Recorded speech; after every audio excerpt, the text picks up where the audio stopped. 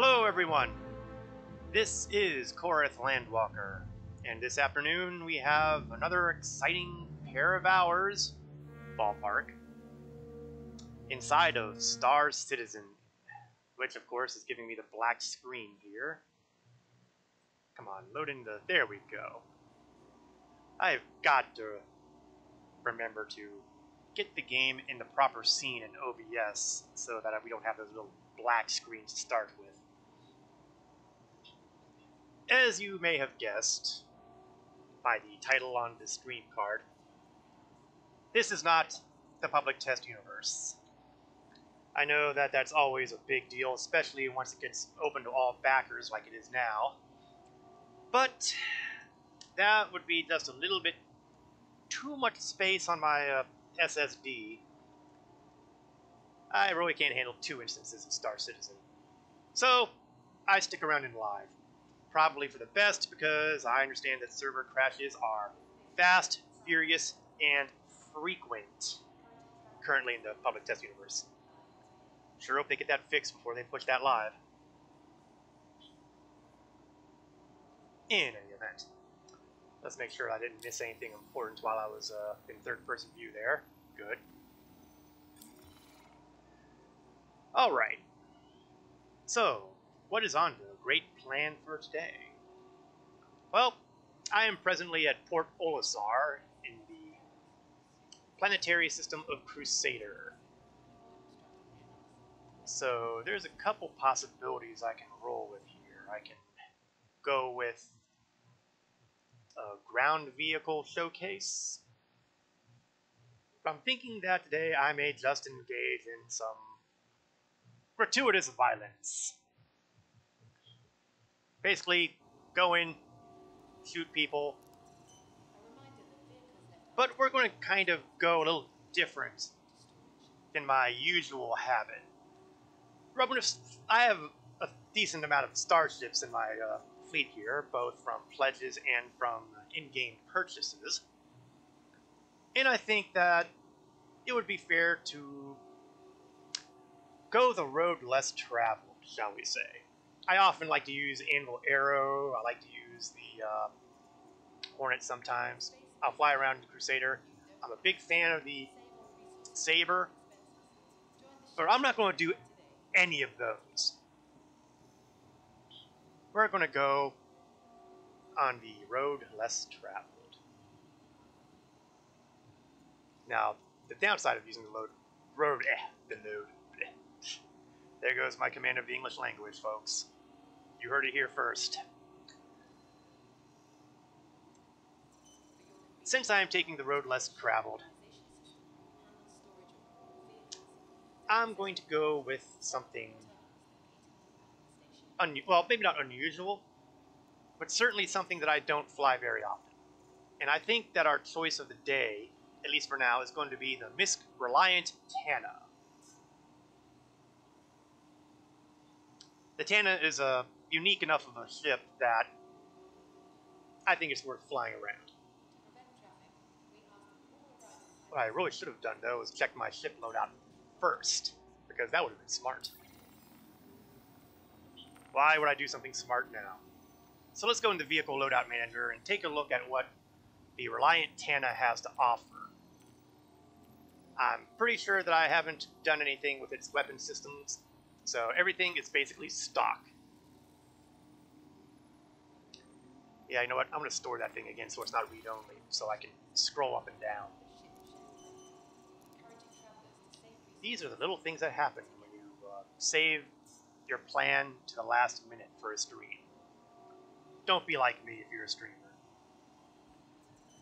Definitely don't be like me if you're going to be a streamer.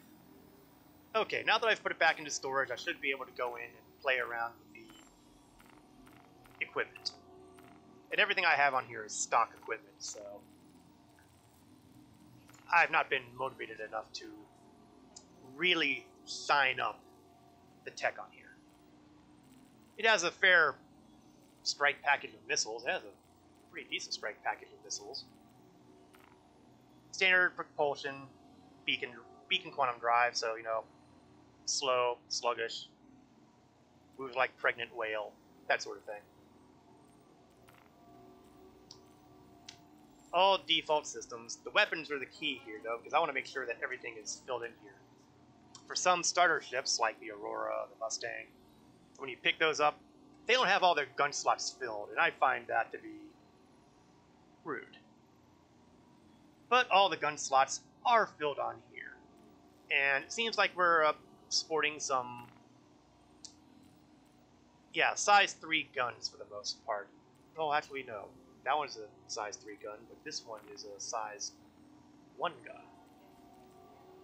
Okay, so I've got a pair of size 3s and a pair of size 1s. 3, 1, 3, 1. Yeah, I can do simple. I can count simple. I'm tempted to swap something out here.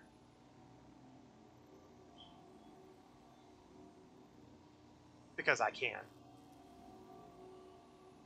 Because when I'm flying in a fighter, I'm usually flying fighters, and I like to use something other than cannons. Cannons are good for dealing with larger ships. You know what? We'll just go with what's the default for now. We can play around with builds later on down the stream. Merrily, merrily, merrily. Okay, so I don't have to save any changes.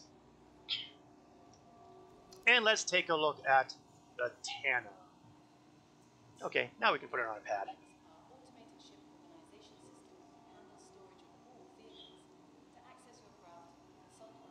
I can see that the chat is already deteriorating, even with only half of the chat visible right here. So, goodbye, chat. Honestly, sometimes Global is like watching Baron's chat in World of Warcraft. Yes, I realize I'm probably doing it a disservice. I'm sure that in the many years that Warcraft has been around, that Baron's chat has become a place of compassion and understanding and all of that. But I kind of doubt it. Okay, to the landing pad.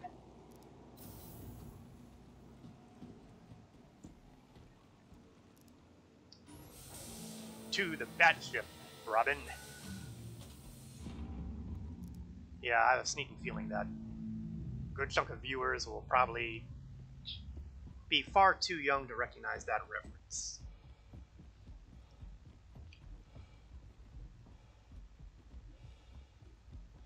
Alright, so let's take a look around here, shall we? Just to give you a general view of the ship. It's not exactly what you would call a standard-looking ship. I mean, the thing looks like a huge flying wing right now. Bubble exterior, well, bubble cockpit. 2 seats, one for pilot, one for co-pilot. And it's got guns.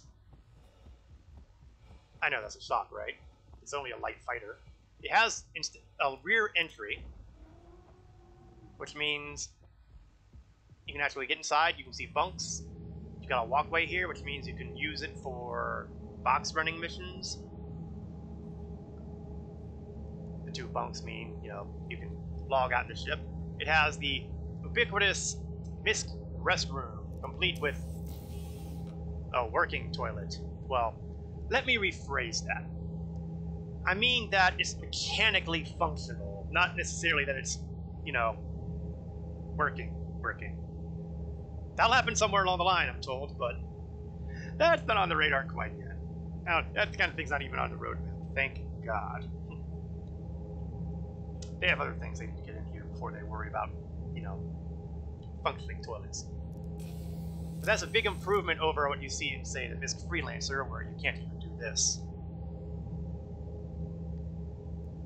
I suppose I should also be bothered by the fact that the door doesn't close, so showers might be awfully public. Oh well. Hygiene is a minor thing when you're flying in space, right? Yeah, I'll keep telling myself that. I believe this is a weapons rack over here. I can't prove that at the moment because I can't draw any weapons. Still in the Armistice Zone. Incidentally, I'm told that Armistice Zone may very well be going away from Olisar during the next patch. Either that or the Armistice Zone is going to shrink dramatically. Stay tuned. Right hand side is co-pilot, left hand side is pilot.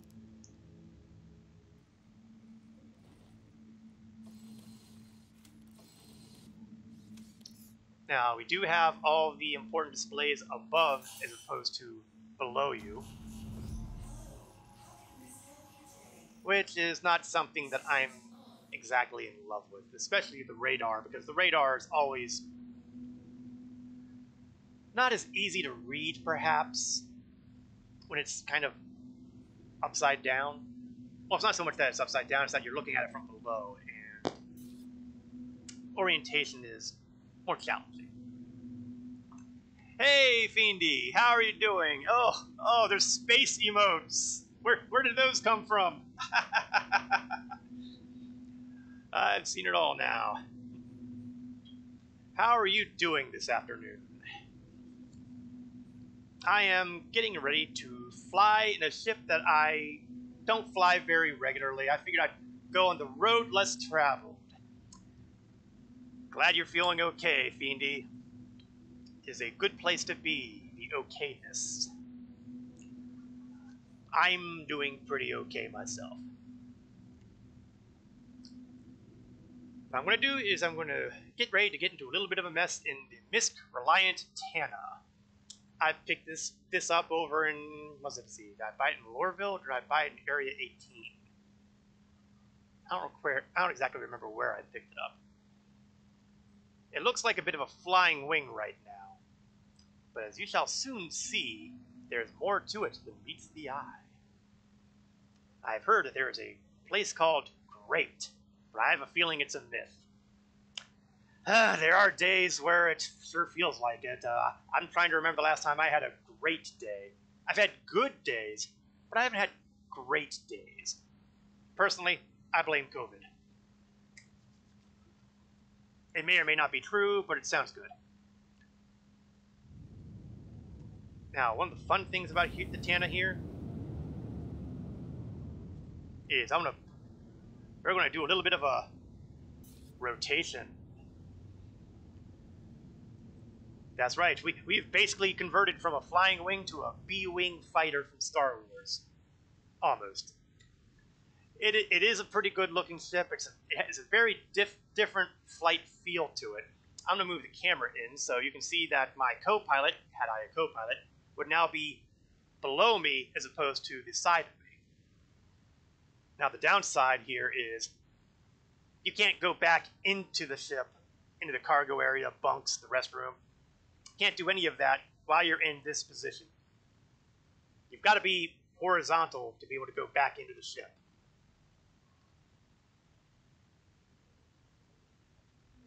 Now, we're going to get ourselves out of this area so we can demonstrate the firing arc of the Tana here. We'll go over to Daymar for now.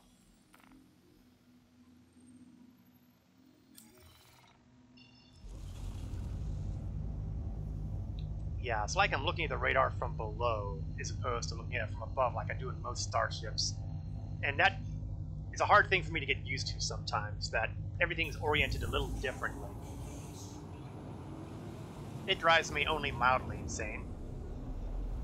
Well, mildly insane more than I may already be. Let's not pursue that.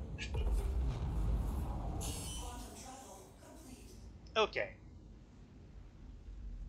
Now the weapons, stock again, are gimbaled, so that means there is a little bit of auto-targeting you can work with that will make your attempts to shoot someone a little easier.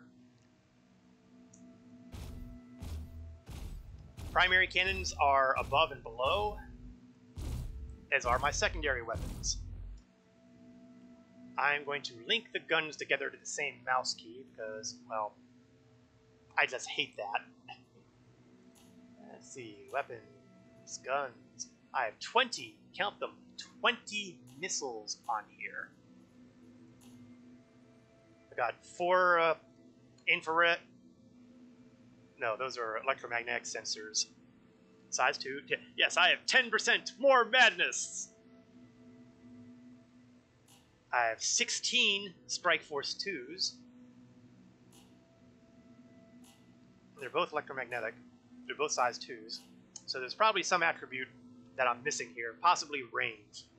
But 16 missiles on a light fighter, that's abusive. In a good way if you happen to be the one flying the Reliant Tana. Bonus madness. We pass the savings on to the viewer.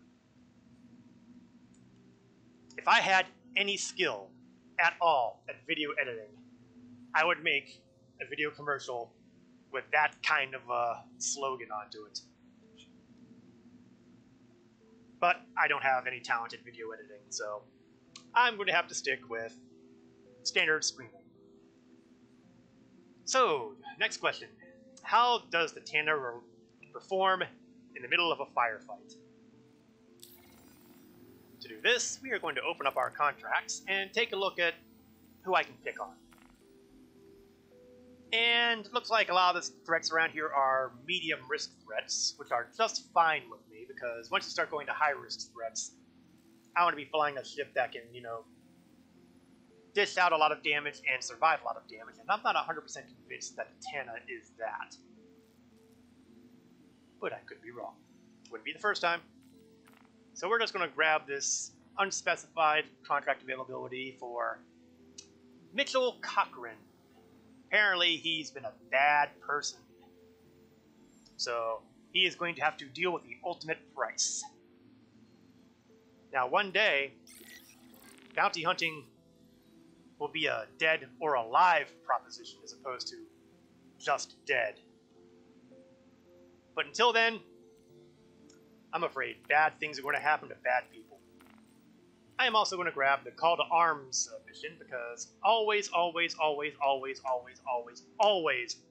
pick up a mission that gives you free cash for additional kills. Always pick it up. Oh yeah, I need the map so I can get to my target.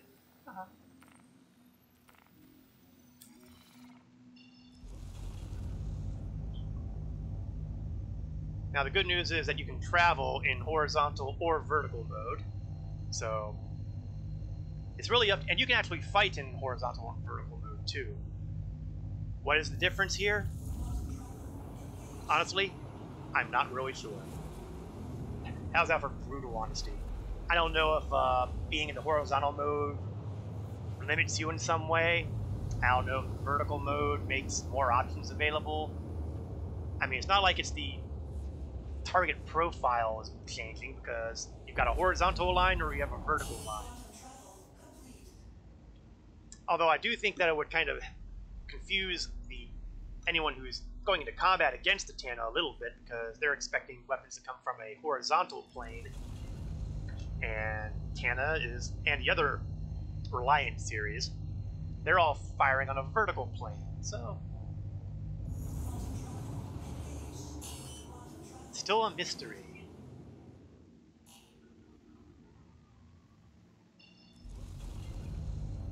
Now, the current armament are laser cannons, which means they don't fire nearly as quickly as the kind of ships and weapons I tend to use. Making the guns be along your vertical axis could help with accuracy while in a dogfight. Well, I could certainly use all the help I can get on that sort of thing, especially if I were to replace the gimbaled weapons with fixed weapons. Perhaps a little bit of explanation is in order on that one. Gimbaled weapons have the advantage of giving you this little circle in the center of the screen and you'll eventually see another circle show up inside that circle that aids your targeting. Fixed weapons, on the other hand, are exactly what it sounds like. They don't adjust at all. You have to basically aim your ship and shoot forward. So why would anybody use a fixed weapon above a gimbaled weapon? Size. Usually a hard point on a ship will be for a certain size, but a gimbal will take up that size but only fit a gun one size less. Yeah, gimbaled would negate the benefit of verticalness, yes. So if I were to swap out the weapon systems on here with fixed weapons, and we might try that out. We might try that out.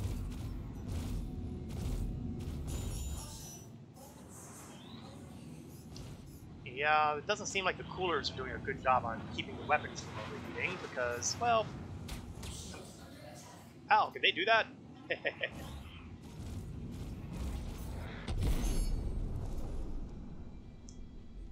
Cannons are a slower rate of fire, but the benefit is they hurt more when they hit.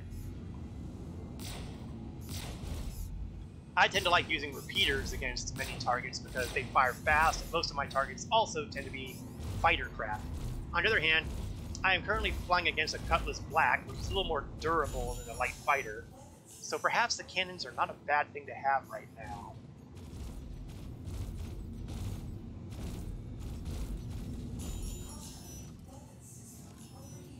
Oh, looks like I blew a part off that ship. Oh!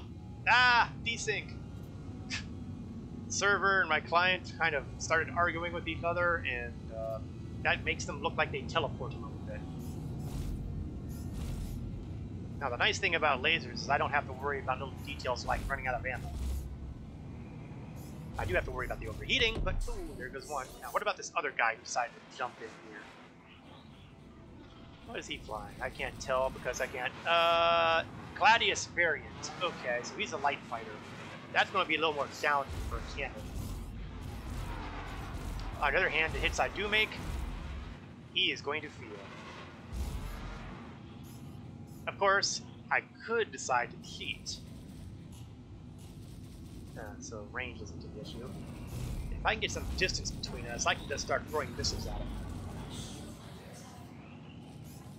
Of course, it would probably cost me more to replace those missiles than I would get any additional cash from killing this guy.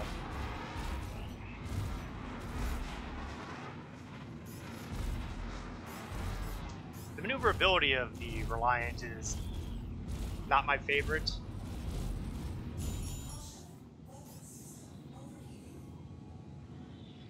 What I'm going to do is I'm going to take off the coupling, which means I'm going to let Newtonian physics get involved, and I'll drift in one direction. Dr. Lightning 94, thank you for following the channel. I hope you're enjoying the stream so far. To recap, I am basically going on the road less traveled for me, flying a starship that I usually don't bother flying, the Reliant Tana. One of the more unusual ships because it can fight vertical or horizontal. You know, something is coming out there. I wonder if those are... I don't know what's being broken out there. I see like these veins coming out. I mean, they can't be there to help stabilize me. I'm in space.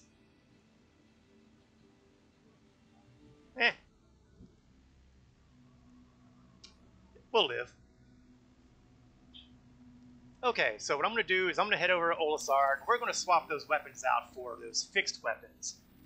And we'll see if the verticality really will help our accuracy. Given the way my accuracy has been, that could go any possible way. Your vacuum stabilizers. Yes, because, you know, there's all that turbulence and all. There must be a benefit to flying vertical, and accuracy is as good a possibility as any. But we'll find out. And the benefit, like I said, of using the fixed weapons is I'll be able to use a size larger for the guns. So if I'm using a size 3 gun on a gimbal, I get rid of the gimbal, and I can install a size 4 in that spot. Size 4 means more damage. More damage means more pain.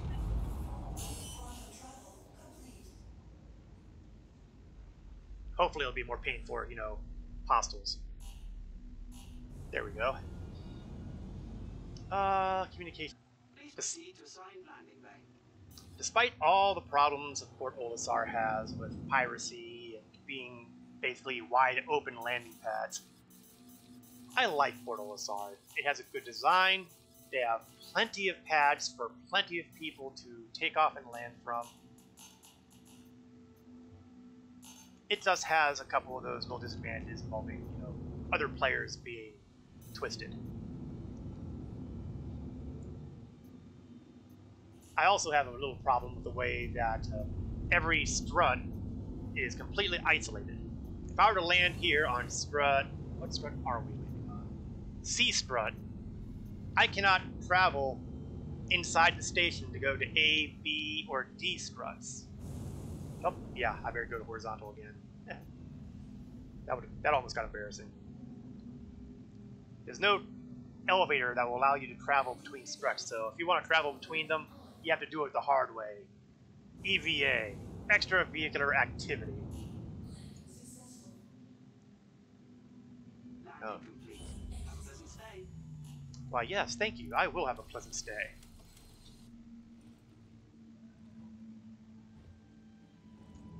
So we're going to store the ship. We're going to pull out the equipment manager, and we're going to start pulling and yanking at the gun systems. In dogfights, you often find yourself chasing your target a lot, of pulling up to get them targeted, having a greater range of hitting a target along that vertical axis would be a benefit, but in space, things can be very different, so who knows? Well, you know what? That's why we science. We will find out. I prefer to think of it as mad science personally, but you know, I'm showing my City of Heroes influence there.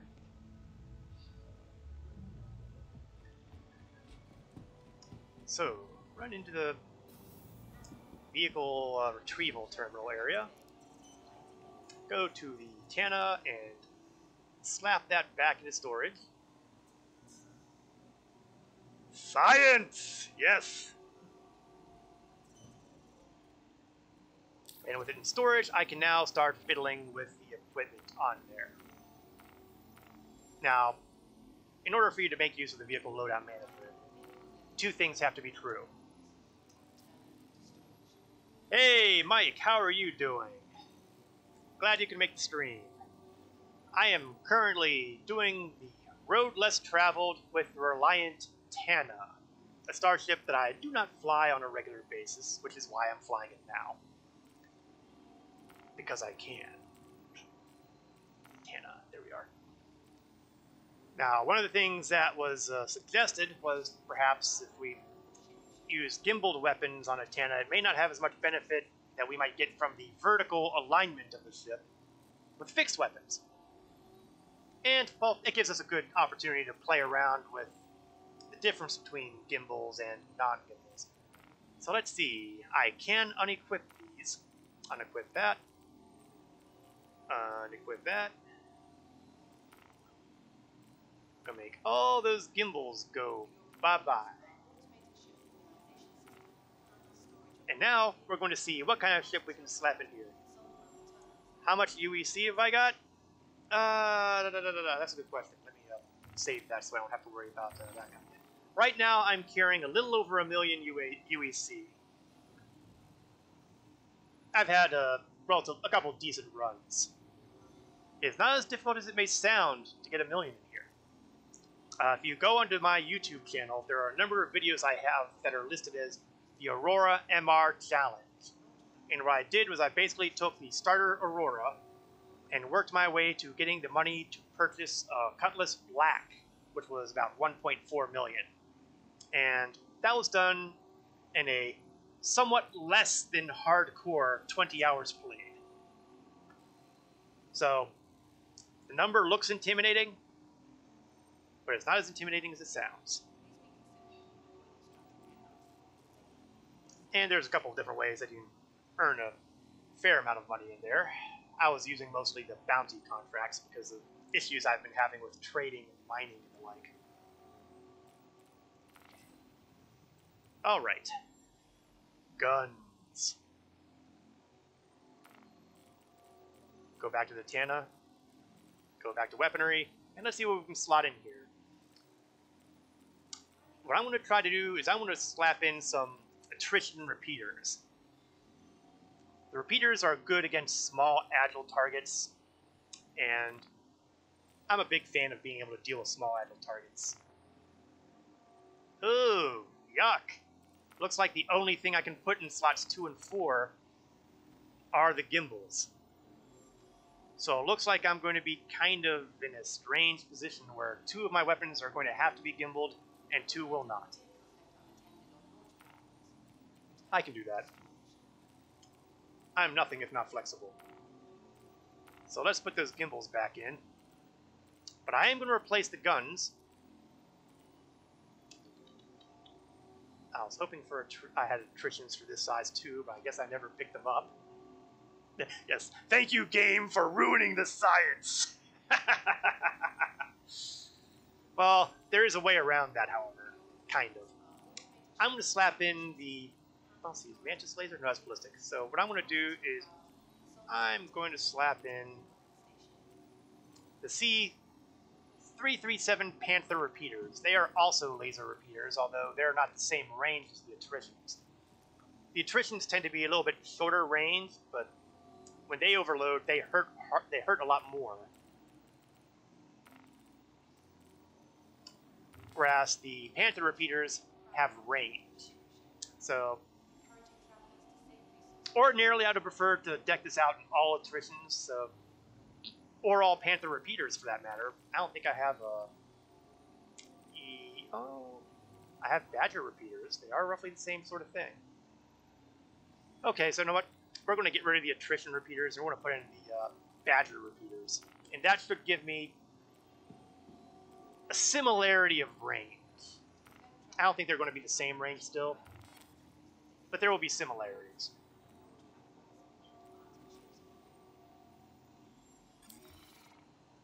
All right, we have rearmed. We've changed up the guns. How will they perform? Let's find out.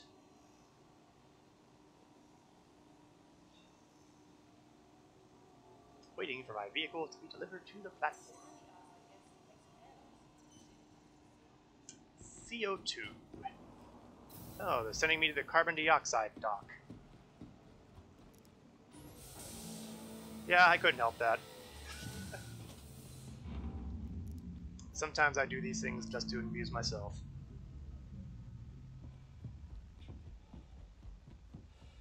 Now, I've changed up recently in my general character appearance. I've decided to go with the white armor suit and a different kind of helmet. And the reason for this is to help any teammates with making sure that if I'm doing a ground bunker mission with them, that they don't see me and say, oh, it's a pirate, let's kill him. Because there's absolutely no pirate out there who's wearing all white. So if I get killed by friendly fire, it's because they meant to do that. And I have no idea if you're out there, Legend, but I'm talking to you here.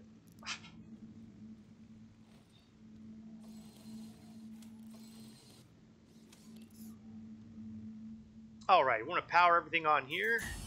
And I'm going to, again, put my weapons on the same mouse key.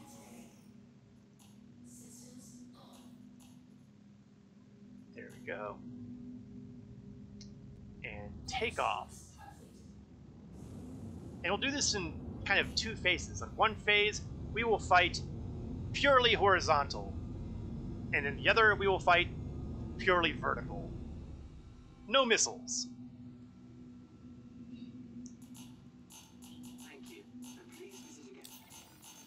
So let us grab an appropriate target to pick on here. We're going to go with Raja Angelini. Gotta love some of these names. Alright, Mr. Angelini, it's time to have a little chat.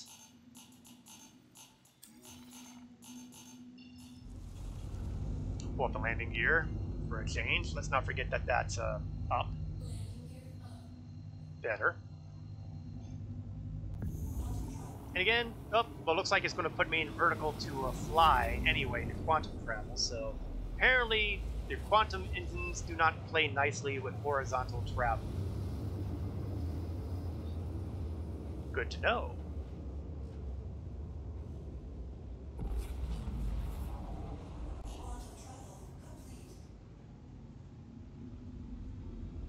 Now, I'd kind of like to point out something interesting about the Reliant variants. There's one Reliant variant that is apparently designed for reporting. So at some point in this game's lifespan, They are planning on making a design that is, well, making recording and basically, I guess, doing televised stuff, or whatever the Star Citizen equivalent of television is, a reality. I find that interesting. Now, you'll notice I have a couple different options here. If you look on my lower right of the screen, I have lock, targ, and auto.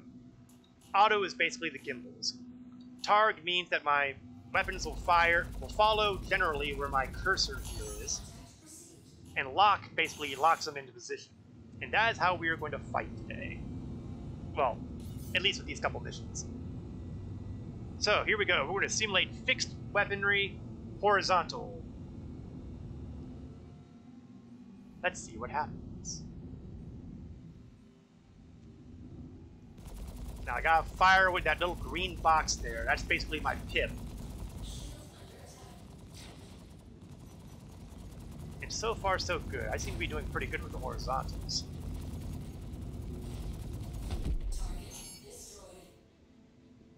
Well, that was nice and abrupt. Of course, I also wasn't using cannons, too. That helps. But to truly appreciate this, we need to test the verticality. Let's see. Oh, man. I was hoping for another medium threat here. But it looks like the only medium threat is a group warrant. And... well, you know what? Why not? Why not? And, oh good, they're all around this moon. And there's one of them that has two of them here. Well, that's going to make life entertaining, isn't it? Okay, we're going to go with the pair first, and we will be testing verticality. Yeah, it feels like it could be the title of a movie, some sort of weird science movie. Verticality.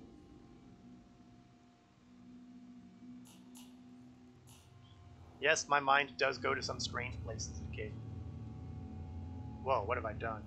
What have I done? I started rotation here, but now I seem to not be able to stop rotation.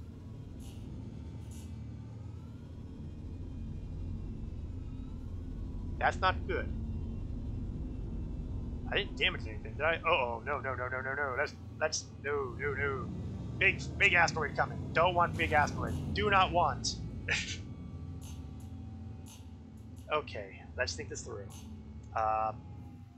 Okay, there we go.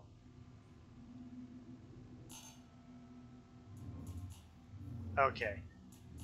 Popping to horizontal, then back to vertical seems to have brought me out of my uncontrolled spin. Wasn't that exciting? And there's our first target of the day.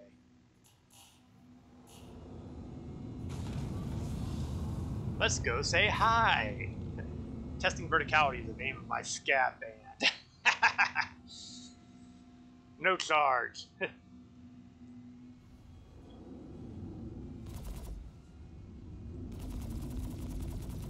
Okay, now, my usual tactics here basically involves circle strafing left and right. But you know what? That may not necessarily be the best way of handling a target with your vertical weapons. So strafing up and down may be the better way to go here. Oh yeah, that was definitely the smarter move.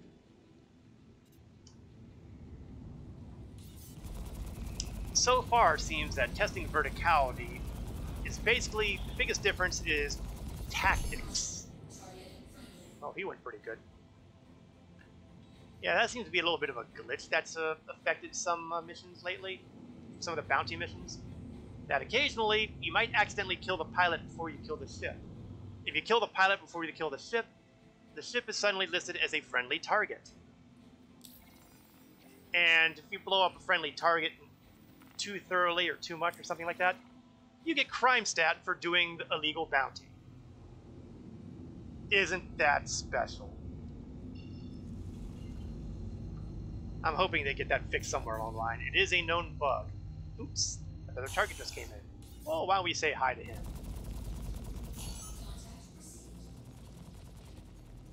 Whoa. Okay, that did not work the way it was supposed to.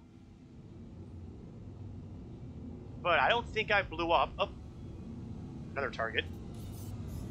Well, you know, if these guys want to play, I am more than happy to play. But you know, it's like they're not moving either. It's like, it can't be that they don't detect me. It's like they're spawning in, their engines aren't working.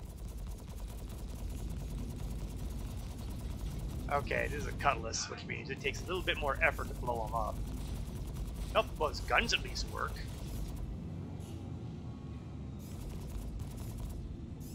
But if you can't turn around, then I'm basically picking on a defenseless target here.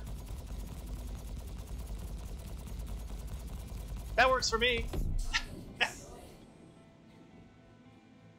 Bad things happen to bad people. Alright, back to our originally scheduled bounty hunting.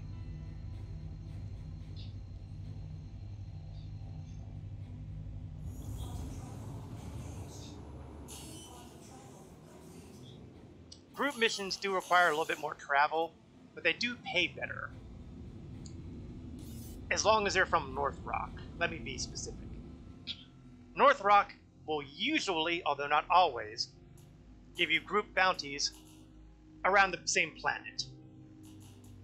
So, I was lucky that everybody was around the Moon of Yellow this time, but it could have been Daymar or Selin, and that would have been okay. It gets trickier if you have to jump between planet to planet. If I had to deal with some things around Crusader and then some things around Hurston. Because then you have all that travel time and fuel and stuff. What is with the starships these days? It's like none of them want to spawn with fuel. And this guy is not maneuvering at all. Now that said, a Freelancer is a little more durable than a light fighter.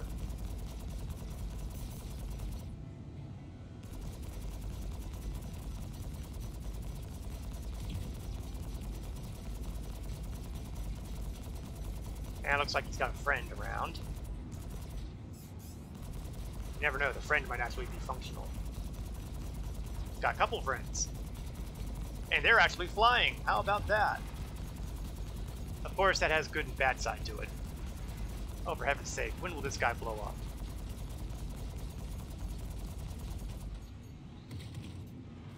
Let's change our... Oh, Christ, he's in better shape than I thought. You know what? I'm not going to waste my time on him.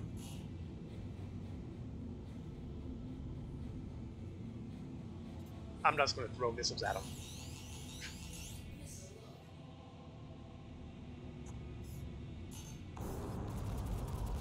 Let's see how he handles these. Well, apparently he handles them just fine, because I don't think I did anything.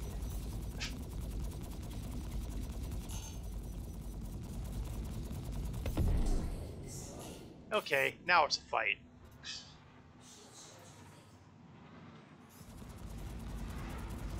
Yeah, that's one of those situations where the gimbals kind of hurt in a way, because not so much because of the gimbals, but because of the size of the weapons on the gimbals. Bigger guns mean more damage. On a medium ship, more damage is good. Here's another example, because I'm pretty sure I'm playing against a Hornet right now, and a Hornet is a medium fighter. That said, medium fighters are a little less durable than Freelancers. And who's our last contestant?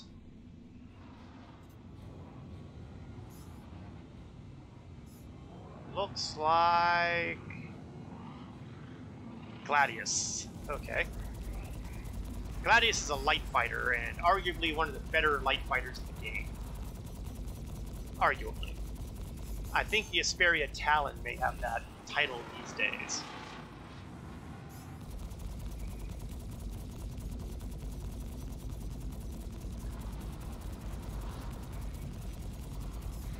Oh, I seem to have accidentally had my gimbals on.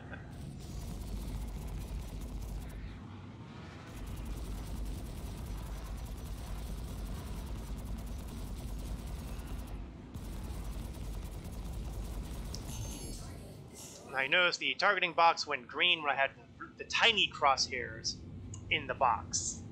That basically tells you when it's relative decent shot of time, a decent chance of hitting your target. One day I will stop stumbling over my own tongue.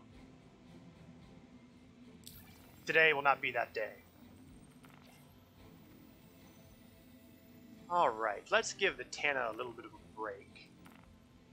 And we will continue to fly something less frequent, shall we say. One of the other starships that I have in my possession, but sadly neglect.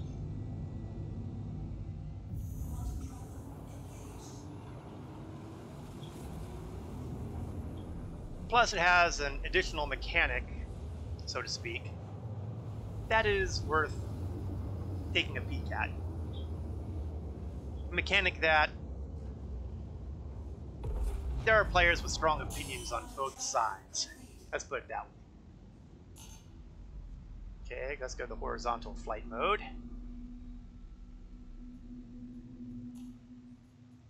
Let's get ourselves a landing pad. Please proceed to assigned landing bay.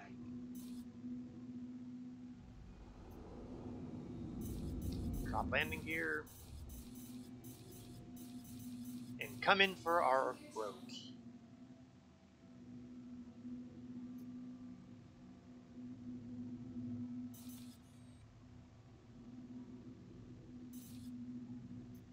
And here we are. And let's make sure I don't do something really stupid like run into those rings. You may laugh, but you would be amazed at how many people have taken off or landed at OSR and managed to impact those rings en route. It's just the tiniest bit embarrassing. I would, of course, would never do that kind of thing.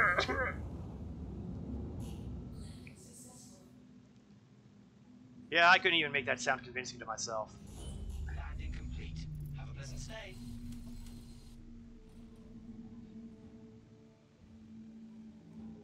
Good Tana. Nice Tana.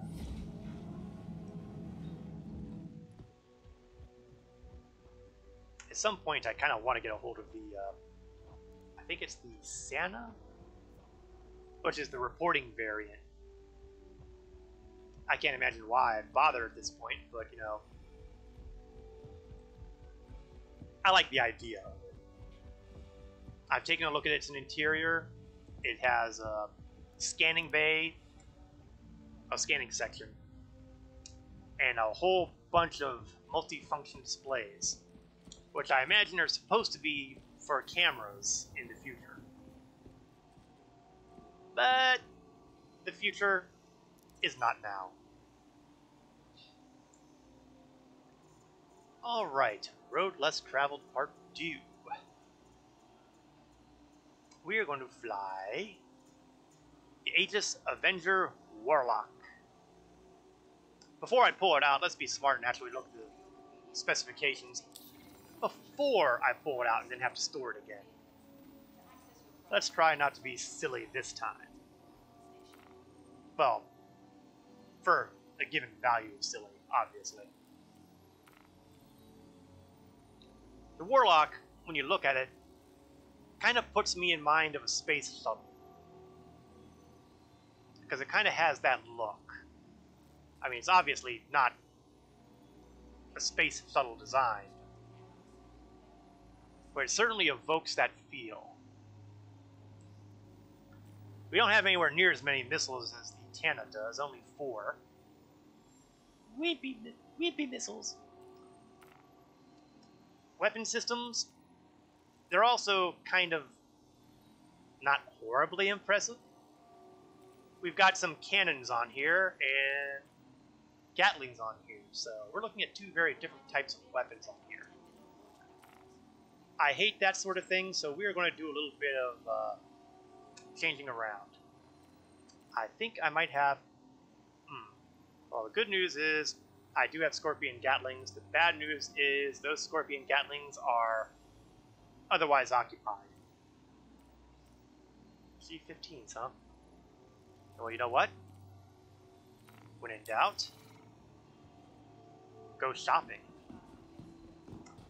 It's possible that I can get those G15s here at Dumper's Depot.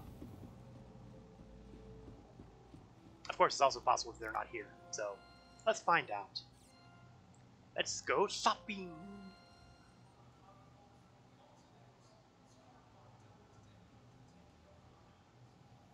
Weaponry.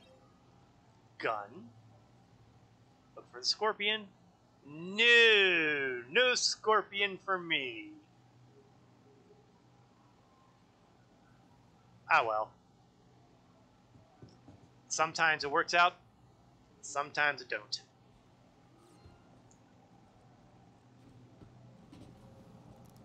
Well, fine. We can be that way. I was hoping to use the ballistic Gatlings. I can't, but I'm still not going to be using the cannons, so I'm going to replace them with something. And I'm probably going to go with something ballistic because let's try to keep consistency in our ammunition. Warlock. Weapons. Cannon. Let's see. Distortion repeaters. I'm almost tempted on that one, and that's because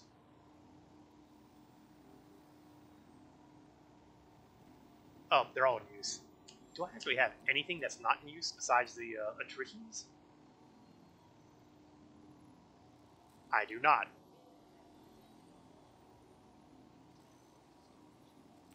Huh.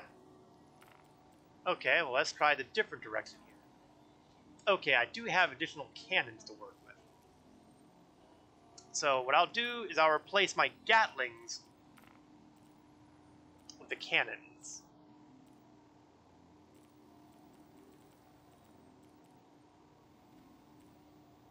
Oh.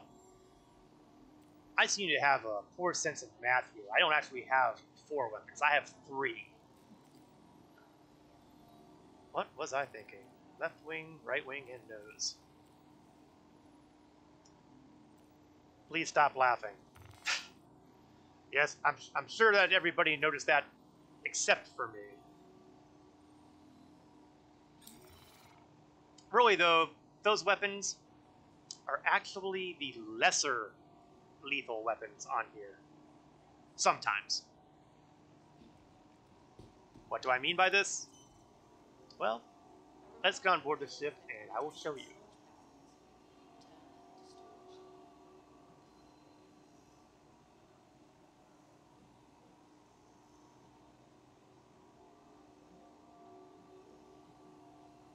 Presumably, someday they will manage to retrieve it. CO4. That's unusual. Usually they'll put it on the same side as the console I'm on. This is on the opposite side. That's new. Either that or everybody else has hogged up the other 2 landing pads. And if that's the case, it's gotten a lot busier here at OSR than I was expecting.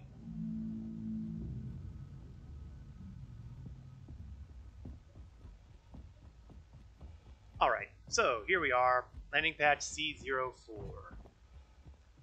Now you'll notice that we have a ramp access in the back here. And on some variants of the Avenger, like the Avenger Titan for example, this would lead you into a cargo bay, possibly a bunk, stuff like that. But for the Warlock, the answer here is nope.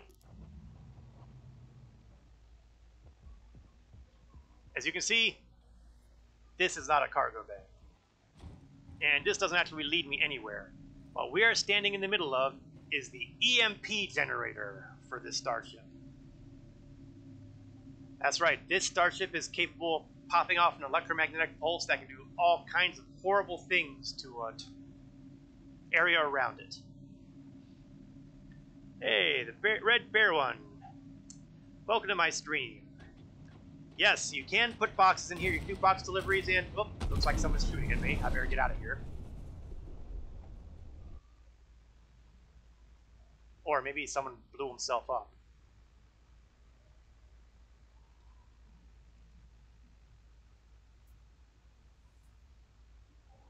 Okay, moving back. Yeah, you can do delivery boxes in here. They do have this narrow strip here where you can set things down and hopefully not have to worry about them bouncing around. Suddenly, I kind of wonder what it would be like if I tried putting the box on one of the rotating parts. No, no, no. Resist temptation. Resist temptation! I usually do not fly the Avenger series ships very often, which is why I'm flying it now. I cannot get into the ship from the back on the Warlock, so I will have to go up the front side. Take the ladder. Don't resist. You devils! I'll do it. Box mission. Let's see what we've got. There should be plenty. This is the Crusader system, so box delivery missions should be plentiful. I always like Daymar. We'll go to Daymar.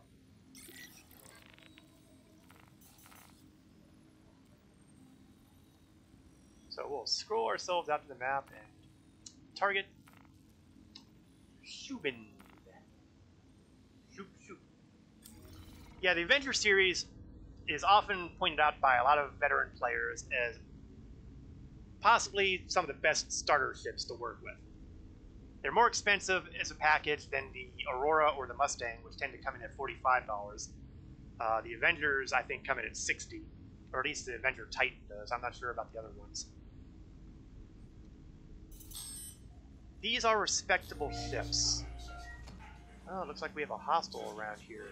Is he actually hostile, or is it just an abandoned starship? Well, he's moving, so it's not abandoned. So I'm going to have to play it a little cagey here.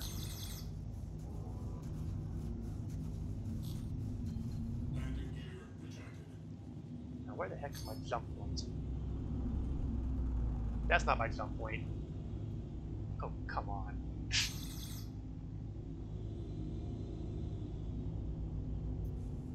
Thank you. And please visit again. One thing I don't like about the Avenger is the 2D radar, because I'm always having to guess as to where the heck my target is. There we are.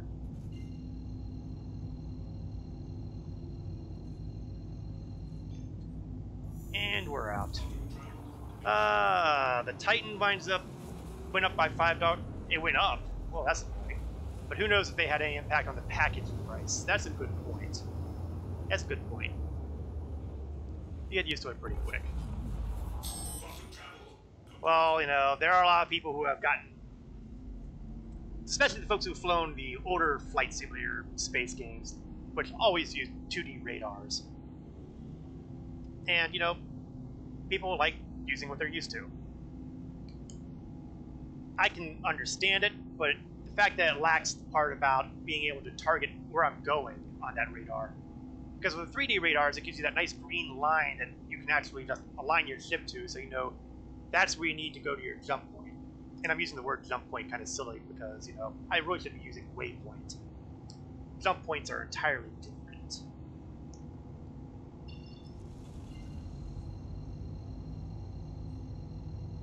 But as far as dogfighting with the 2D radar, I'm okay with that.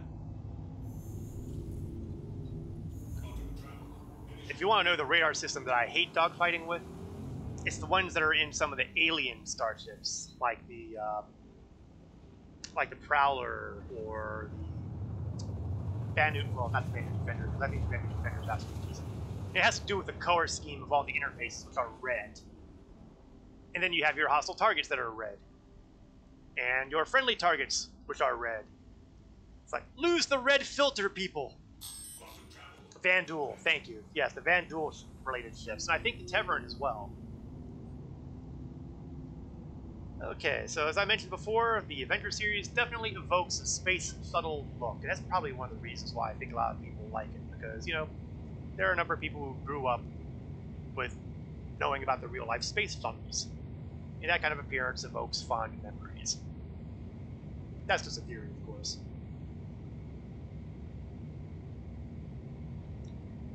It is a very serviceable fighter. It does a lot of what you'd want to do. To Vandal, everyone's an enemy. Does that make sense? You know, I hadn't thought of it quite that way, but you know, now that you point that out, that does make an awful lot of sense. I am not aware of the alien Vandal being a fan of anybody. So yeah, maybe they do have everything set to red to give you the authentic Vandal experience. I am 11 kilometers out and closing. Let's kick up our speed a little bit. Close the distance a little bit. I don't need to be that leisurely coming in for a landing. Of course, I have paid for doing things like that before with my landings at too high a speed that turned out to be less landings and more along the line of impact cratering. We will not be doing impact cratering today. The Warlock and the Stalker are very quick. Unfortunately, the Titan is a lot slower. That actually makes a certain amount of sense to me. The Titan's designed for courier and cargo work, as opposed to the Warlock and Stalker, which are definitely fighter craft. So you'd want them to be able to handle those high-speed maneuvers.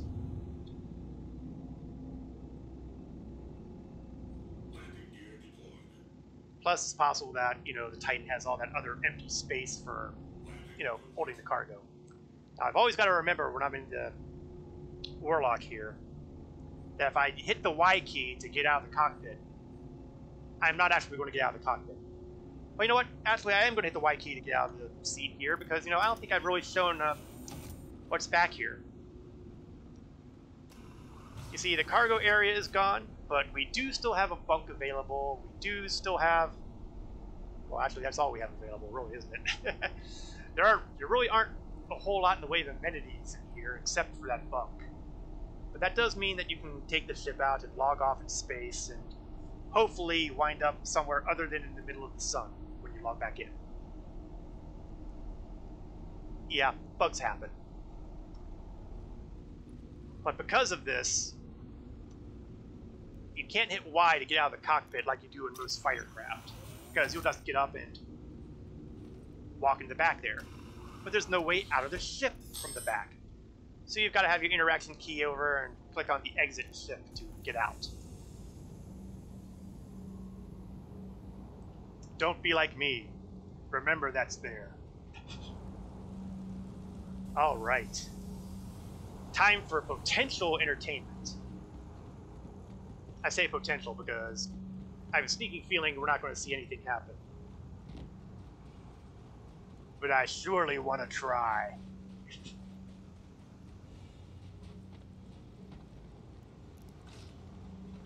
So we're going to hop inside this prefab facility.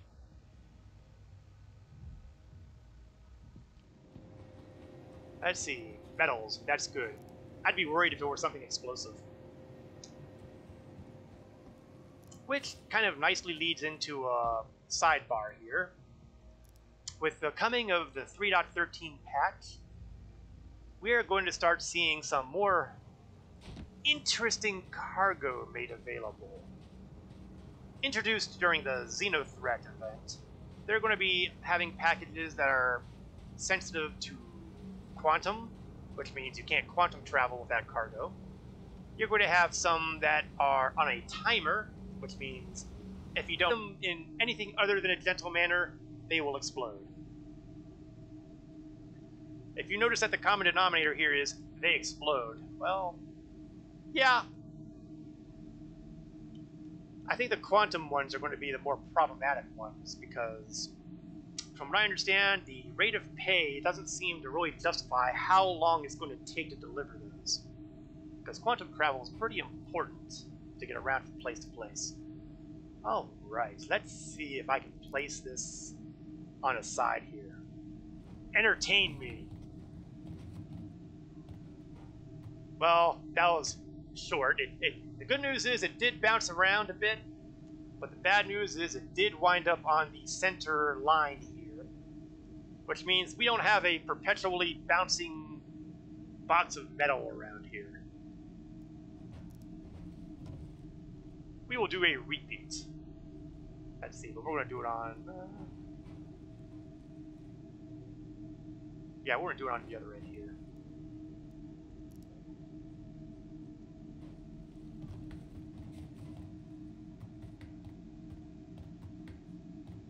Okay, well this was unexpected.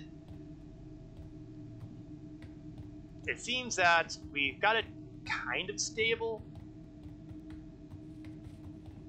I just know in my heart that's going to clip through the bottom of the ship at some point. Whoa, what just happened to me?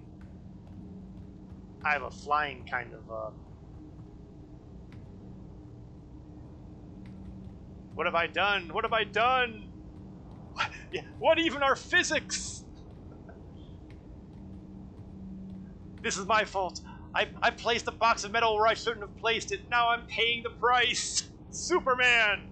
Yes, possessed of abilities far beyond that of mortal men.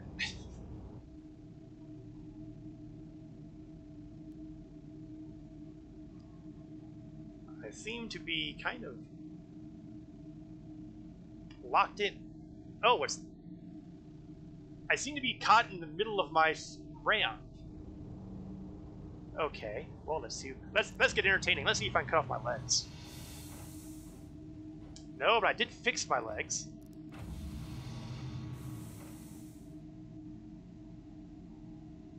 Now I'm kind of scared to try to get out of the ship. Maybe if I jump. There we go.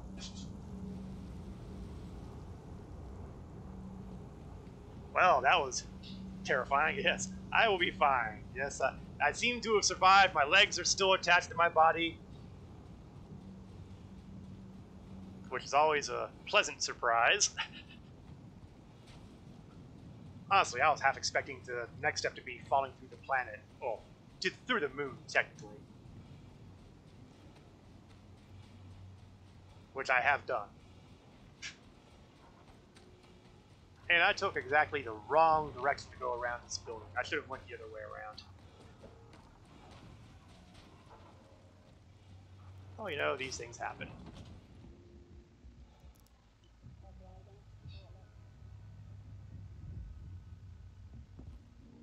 Now, let's see. We've got 2 boxes in here, and let's see. We've got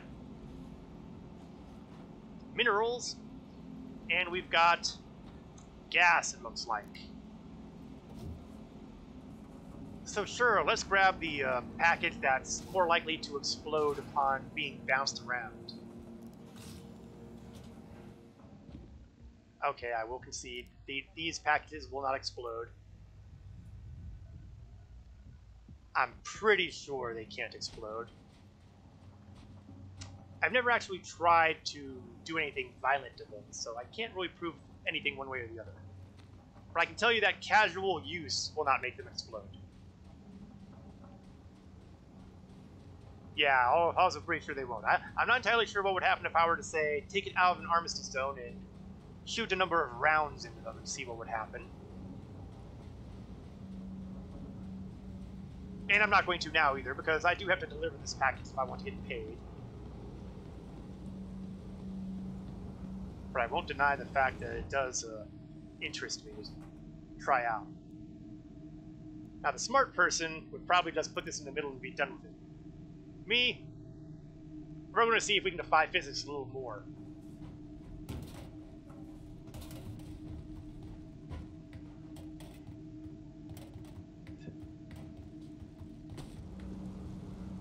Yeah, I gotta stop putting those things in the spinner. My god, it does occur to me. I just put them in the spin cycle. That's actually a clothes dryer. That's not an EMP device, it's a clothes dryer. How did they hide this from me all this time?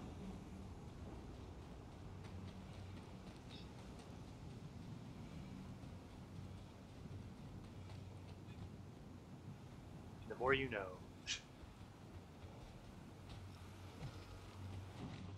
So really, if that's the case, the Avenger Warlock should not be a interceptor. What it should be is laundry service. Now, what would the washer be? I mean, we've got the spin cycle there for drying, but we need something to wash with.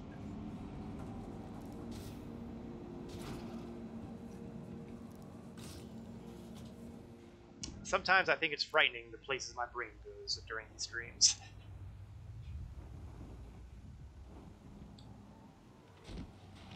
Alright, let's get this into the spin cycle and see what happens. The downside of carrying boxes is it's slow. If I had been smart, I'd have landed somewhere other than the landing pad, so that my walk back to the ship would be much faster. But I do this to myself. Yeah, I'll be fine.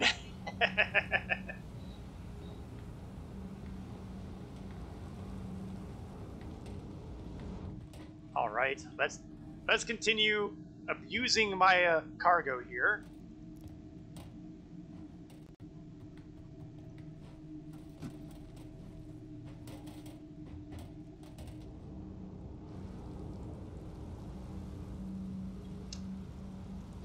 Let's hope the folks I'm delivering to don't take it personally when they look at the equipment and say, "Hey, these boxes look like they've been through a clothes dryer."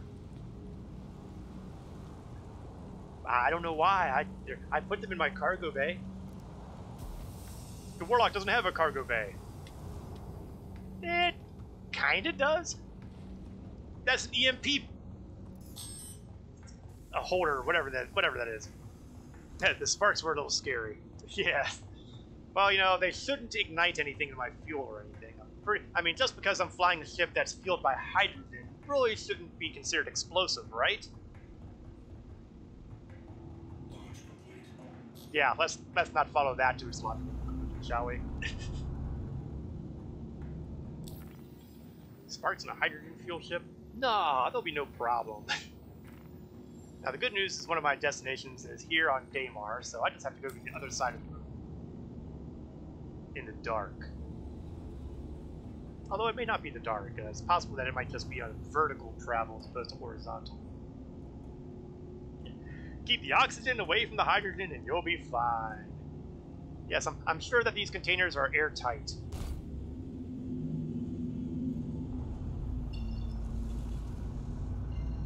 Okay, spool up, spool up, spool up, preferably before I drop too low. There we go. Oh, I think I hear things still bouncing around back there. Oh yeah, I was supposed to retract my landing gear. You know, it's a good thing that the computer knows to do this before I go into quantum, because, you know, if there was any danger of those landing gears snapping off in quantum, I would probably be flying half the time without landing gear.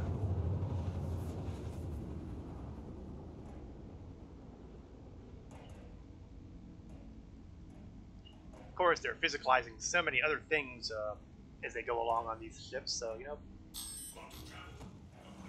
perhaps we can be looking at landing gear snapping off. Just for giggles, I'm going to fly in upside down and see if gravity happens to impact anything there. Yeah, I know, they won't, but it amuses me to think that. Let's kick up our velocity a bit, shall we? The nice thing about flying into the moons is their atmosphere is generally virtually non-existent, so I can usually go as fast as I like, up to the maximum speed of the ship, of course. The downside, of course, is I can go as fast as I like. And sometimes, well, I did mention the words impact crater earlier, right? Ooh, yeah, I can still hear things bouncing around back there.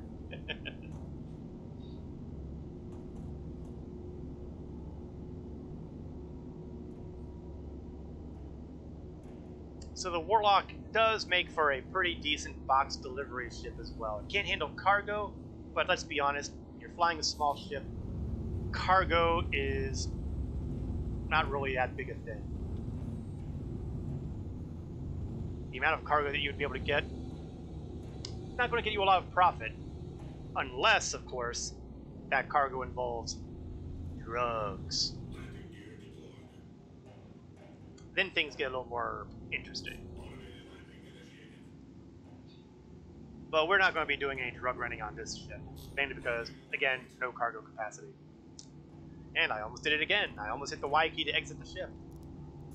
I remembered space drugs. Oh yeah, they've got them.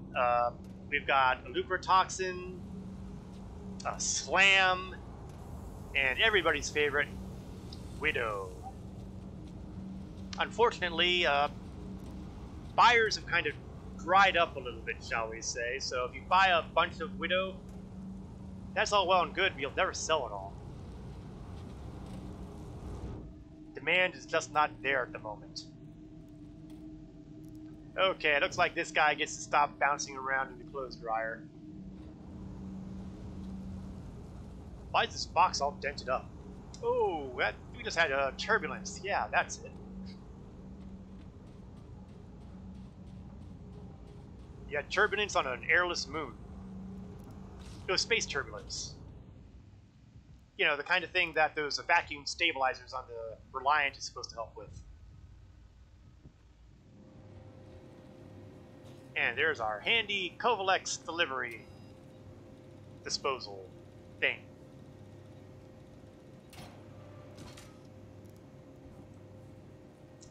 They really have improved these things. When I started playing this game, you had a roughly 50-50 chance of this box not accepting your packages. But it's been a while since I've seen that cause any problems. Thank you, Vindy. Yes, I try to hit those callbacks occasionally.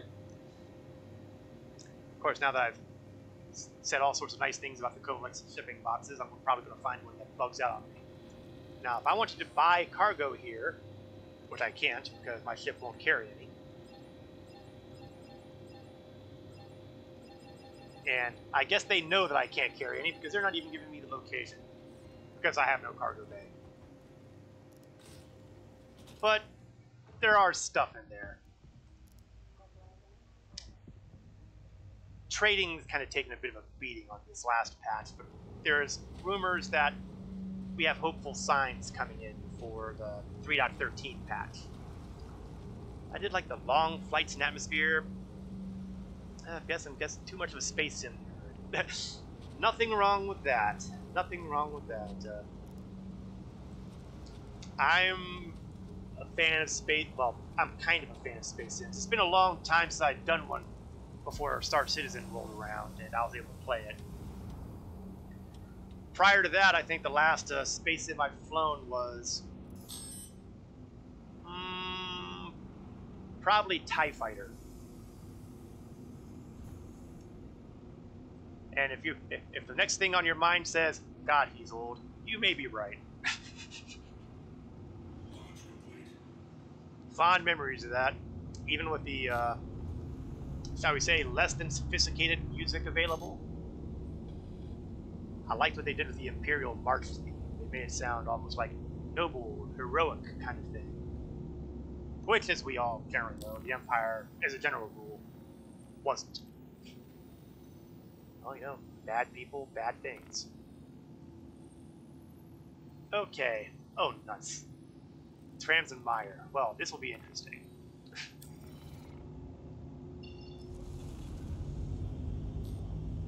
First things first, I need to locate where I'm going. There we go. Accursed 2D radar. You're old as well, then. Join the party! I did do some Wing Commander, but I think I gravitated more toward the Star Wars-oriented games because, you know, I was a Star Wars kind of guy. Okay, I guess if you wanted to stretch a point, I did do a kind of space sim in between, except it wasn't exactly a space sim. It was Star Wars Galaxies, and it was the Jump to Light Speed expansion where you could fly ships. In fact, they're portalized object ships like the YT-1300s, which is basically the ship class of the Millennium Falcon. You could get up and walk around in those ships while in flight. So you could say that that was almost a predecessor of the kind of things we're experiencing in Star Citizen. Yeah, you remember that one as well. Yeah. Jump to Light Speed was an itch that was worthy of scratching. Let's put it that way. Unfortunately, things happen to Star Wars Galaxies. But the jump to light speeds was at least mostly spared by that kind of thing. Mostly.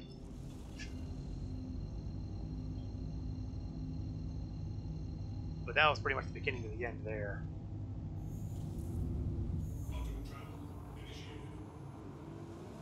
So Star Citizen felt like the next step up. Now I understand they can do stuff like that with Elite Dangerous. I think they're testing out a patch for being able to wander around on the ground now, but what I know about Elite Dangerous can fit into a thimble and have room for an ocean. Too bad they took the servers down because of this MMO game they wanted to spit out. Yeah, you know what? I actually did not have a big problem with the Old Republic as far as being a game, but I do have certain issues with their customer service, which is the primary reason why I stopped. And I'm not going to go into any further detail than that, other than it was not what you would call a friendly parting on my part. I shouldn't be surprised since, you know, the Old Republic is being run by Electronic Arts, so they don't necessarily have the best customer service reputation. Well, let's get that speed cranked up again. Why should I limit myself to cruising speed when I have a good 12 kilometers to go? Yeah, not very fond of the EA people.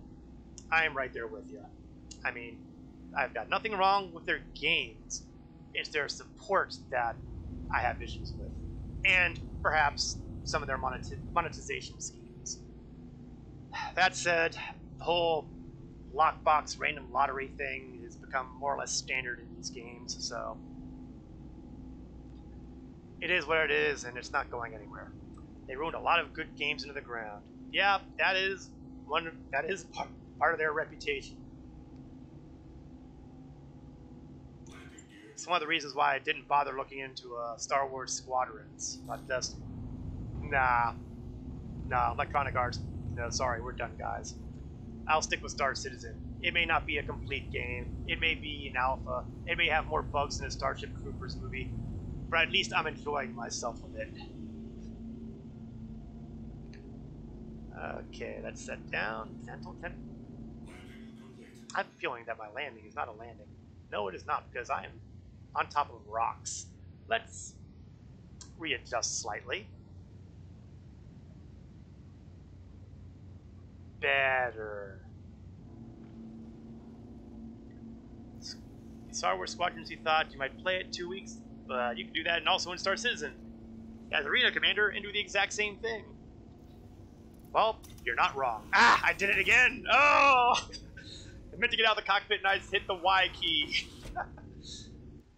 Accursed Avenger series. Oh, they got me again. This is probably one of the reasons why I don't fly the Avenger series all that often. Because it always gets me with the exiting from the ship. Yeah, if you had the Titan, it wouldn't be a big deal, because then you can go all the way back to the cargo area and unload to the ramp and all that good stuff.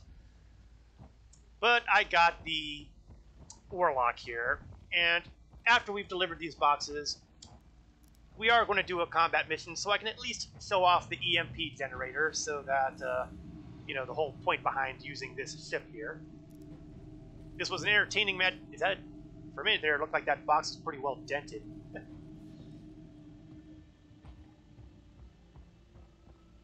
I should have looked closer at it.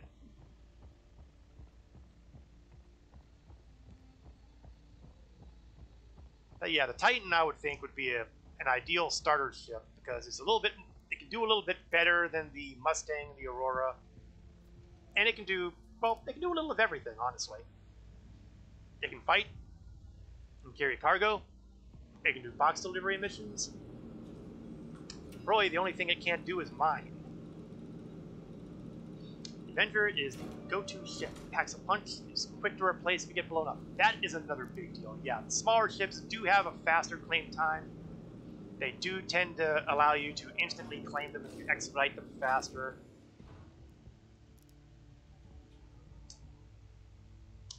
I can't argue with a single word you said there. It is 100% accurate.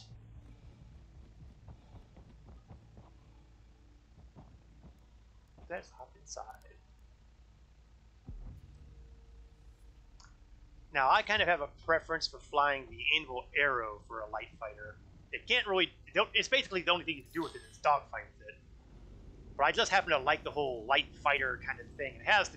Flying it has the feel and look I expect out of that sort of thing. Launch complete. That said, I like flying most of the ships in this game, really. I think the only two exceptions I have would be the Reclaimer, which I have trouble getting off of a planet with any normal gravity. The thing is huge. Well, it's not just huge, but it's massive. It has weight. Taking that thing off, and that was even worse when you had to deal with the landing and takeoff splines. Ugh. Let's see, a good example was when the reclaim timers wound up a bit in 3.12. People didn't like that they had to wait so long for the ships, but it was only the more expensive ships that was the case. Lower tier was next to instant, which makes sense. I agree. I do agree with that. The big ships, they should take time to reclaim. They should take time to get expedited, or even get to the point where you can instantly expedite. They're big ships. It takes time to build these things. It takes time to deliver these things. It makes sense. Smaller ships also make sense that they would be nice, easy, and relatively quick. Oh, for pity's sake, where is my, there we are. I miss my 3D radar. So I tend to hate flying the Reclaimer. Luckily, that's not a major problem for me because I don't actually have a Reclaimer. I ruthlessly took advantage of free flight weeks, like during the Expo last year. Yeah, I think it was on a free flight for something else. I didn't think it was there for the Invictus, but I could be wrong. It's been almost a year. Got one response. But what if someone has only a Carrack or an 890 jump? Well, you can go into the C8 or 85X till the Carrack and 890 comes out of timer. That's true. They do. Those will have fast reclaim time because they are very small snub ships. They'll at least get you around. Plus, they have quantum drives, which is a big deal. I like the C8 Pisces a lot. My only problem with the C8 Pisces is that you can't call it up on a ground pad, meaning an outpost ground pad. You can call up the 85X on a ground pad, but you can't do that for the Pisces. And it looks like it should be able to, but I haven't actually really tested size. I sense another potential experiment coming on.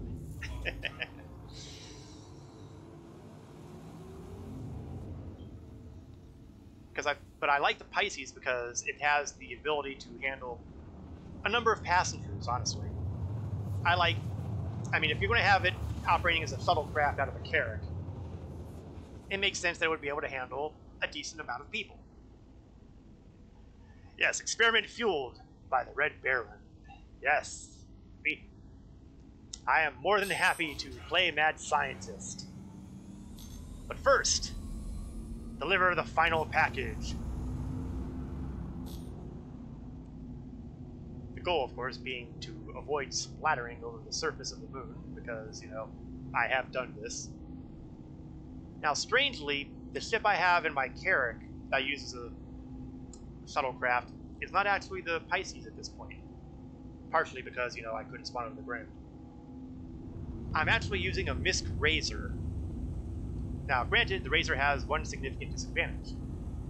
Only one person can go in it. But it fits. I almost said, but first, I almost thought I was going to say, but first, a word from our sponsor. Well, you know, that may yet come.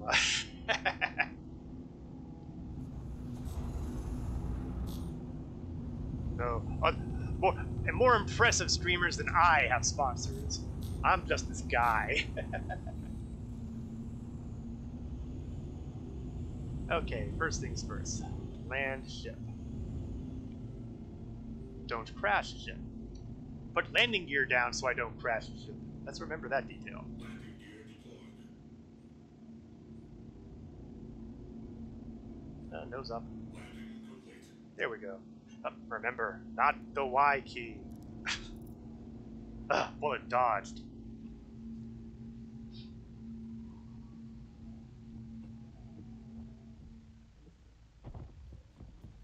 Alright, let's get the last of our horribly abused box packages. After putting them in the spin cycle, it's time to put them away. Because you should always put things away after you take them out of the dryer. Otherwise they get wrinkled. How you would wrinkle a box, I'm not entirely sure, but if it can be done, I will find a way. Yeah, just a minor detail. Open sesame.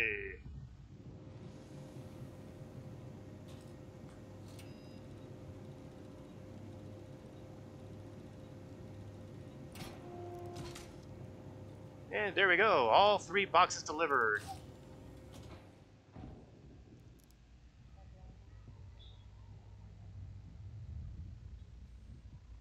All of this for the princely sum of 8,000 UEC.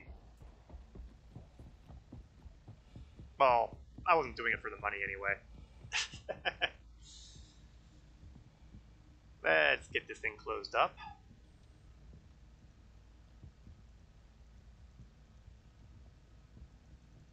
I said close, close, there we are. Now let's see about finding a short and simple bounty mission to play with the EMP, and then we'll grab the Pisces. Yeah, I do delivery missions when I want to have a relaxing day. I'm very similar, and I actually like delivery missions for a different reason though. It allows me to go all over the system, all over the planets, all over the moons. I get to see areas that people would tend to ignore as a general rule because they don't have the high profit minerals or other cargo. They take me places though where I may not necessarily go under normal circumstances, and that's why I like delivery missions. Not for the credits, although it's a decent way to start out if you need to buy those initial guns for your Aurora or Mustang. I like them because they get me to travel.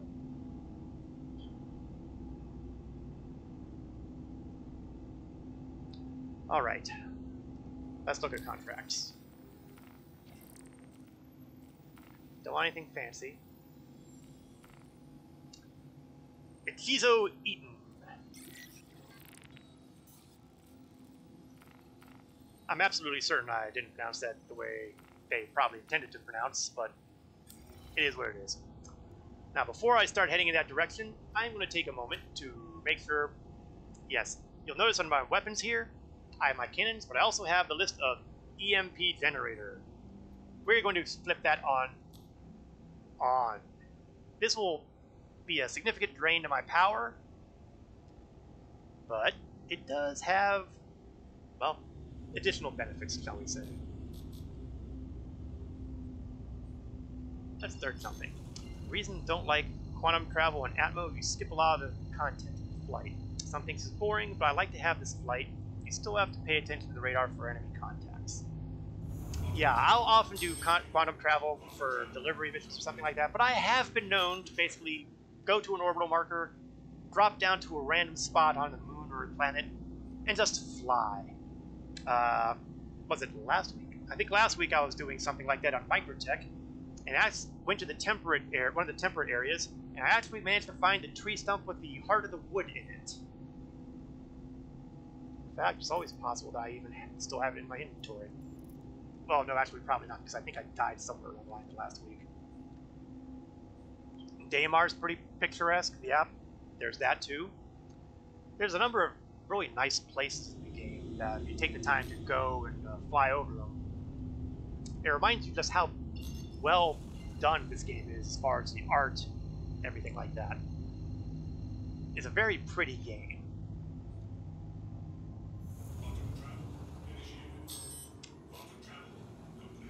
half the reason I'm looking forward to Pyro is to see what they make out of that.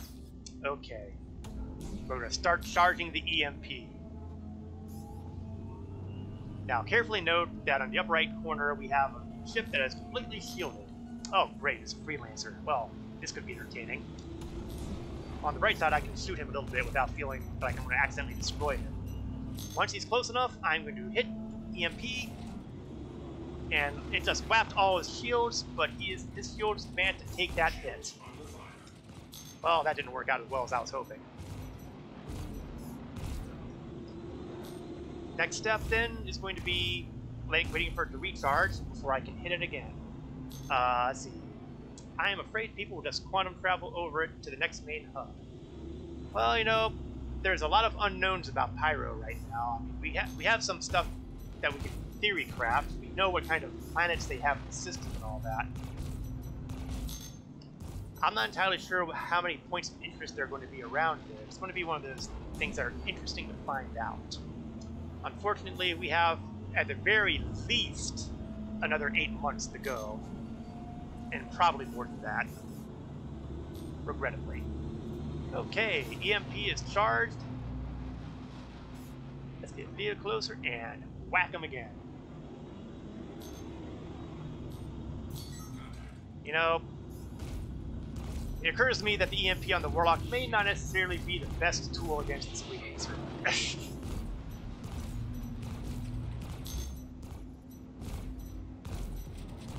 Oh well.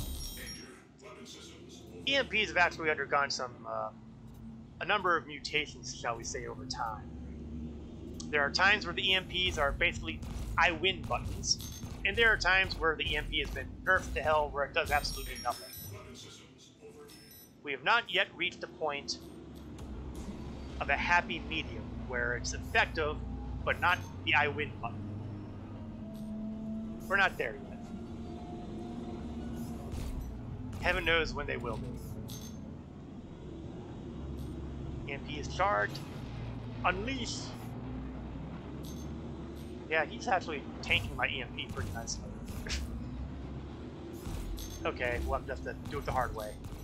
Oops, maybe not that hard.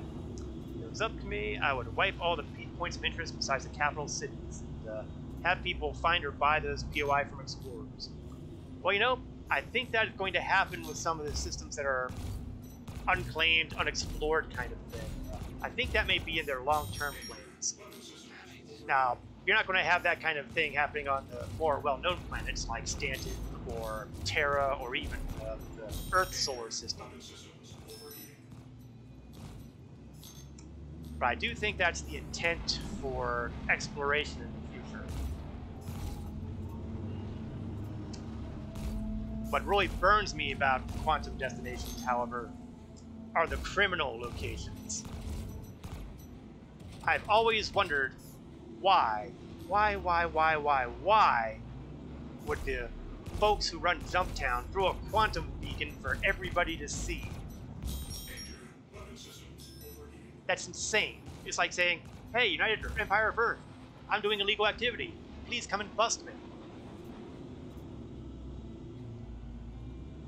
My opinions on that are not exactly unknown at this point.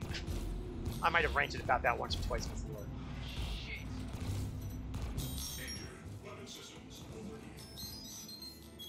You know, we're just getting awfully oh, not good.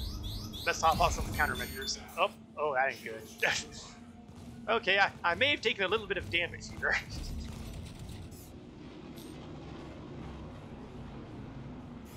Okay, I've finally gotten something through the rear shields on this guy. Mostly. You know what, I might have actually hosed his... Well, I don't know if I hosed anything there.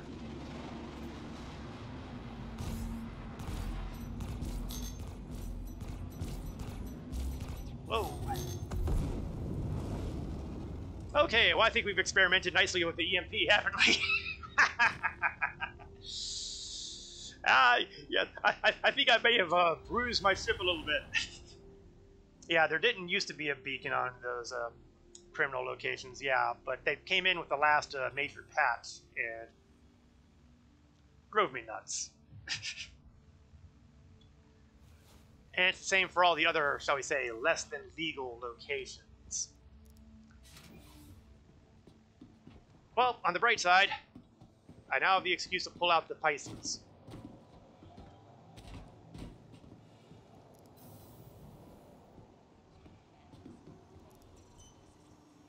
Pisces, Pisces, Pisces. Oh, gotta claim it. Oh no. This will take me a whole 2 minutes to claim.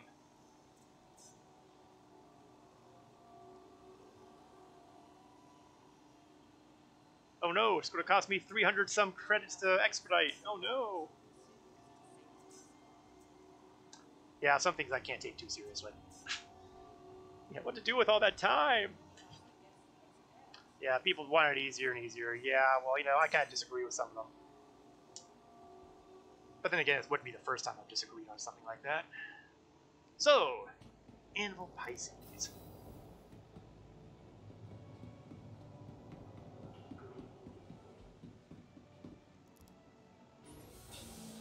We'll just hop out the airlock.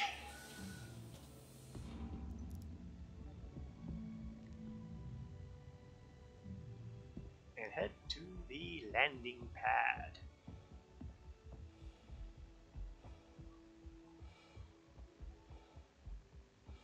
Now, the Animal Pisces, for those unaware, can be used in one of two ways.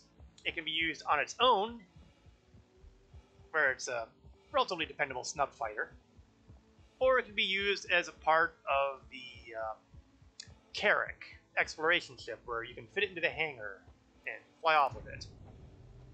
Okay, technically you can put it into anything that has a hangar, like the 890 Jump, for example, but the Carrack is the ship that, if you buy it, it comes with a Pisces. So, there's that. Decent area, big enough to handle some cargo. You can see the cargo grid right there. You can also do standing room only, or you have a pair of seats for passengers. And, of course, the pilot seat. Developers itself say it's not a snub fighter. It's not really a fighter, honestly. I mean, it's a snub kind of size, but you'd be hard-pressed to call it a fighter. It's a glorified shuttle. Let's put it that way. It's an armed shuttle. And it makes sense for a ship that's basically packed with a carrot, because exploration.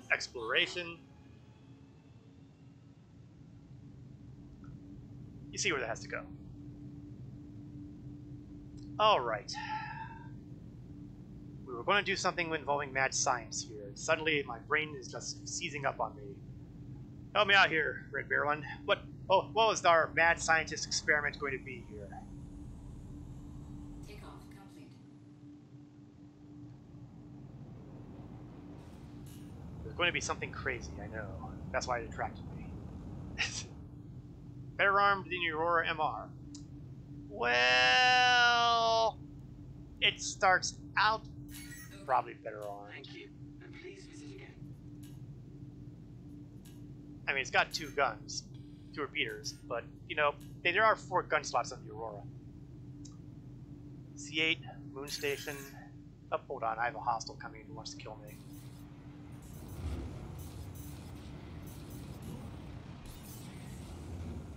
Oh, he's the guy with a bounty on him. Hell, and he's flying a Vanduul Scythe. That is way beyond my capabilities. Well, mad science is going to have to wait for another time. Instead, we're going to have to get clear of this guy. Alright. We can play. First things first. Well, first thing, let's press the charges so that his bounty goes higher.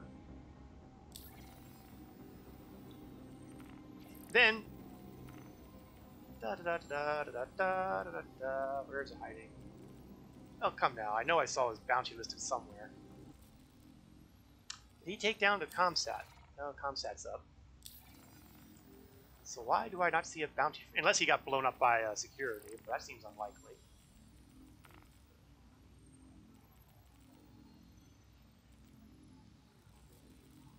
Why do I not see his name in the bounty list? I should be seeing it.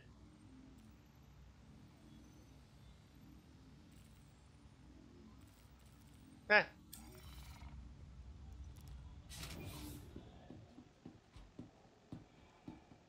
Unless I accepted it accidentally from something else, but I didn't think I did. Oh, I got call to arms. That's it. I always grab call to arms if you're doing anything related to bounty hunting or mercenary missions or what have you.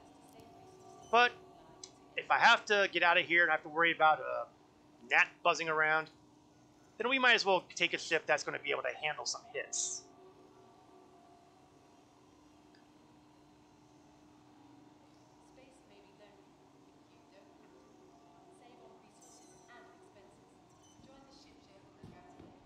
Wasn't really planning on taking this out here, but you know, it should be able to survive long enough for me to get out of the system.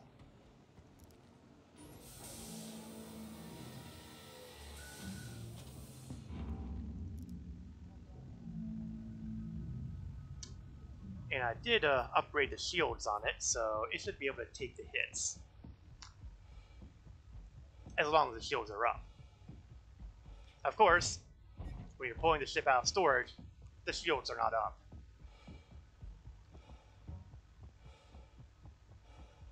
But if Mr. Glaive Boy is still flying around out there and still alive, it's going to find it a little bit harder to take out the Carrack here. Especially seeing as that I did kind of spend the credits to upgrade the shielding. Yeah, the guy was flying a, well, it was either a glaive or a scythe. I can't recall what it was. I thought it was a glaive, but it might have been a scythe. It was definitely Van Duel.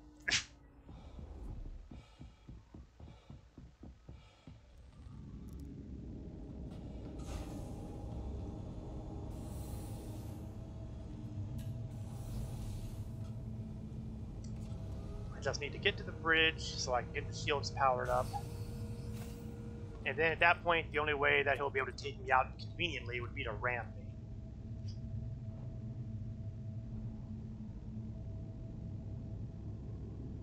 At which point he'll probably end up in Klesher. Go directly to jail, do not pass go, do not collect 200 credits.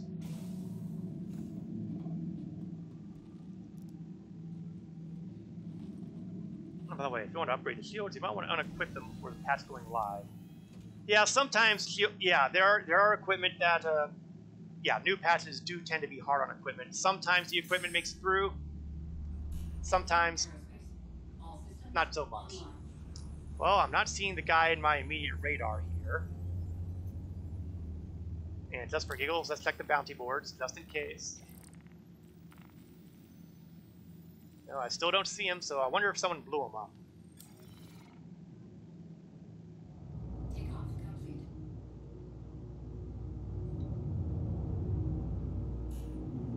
Now, the Carrack, as mentioned, is an exploration ship, and it's certainly large enough to pretty much do a little of everything.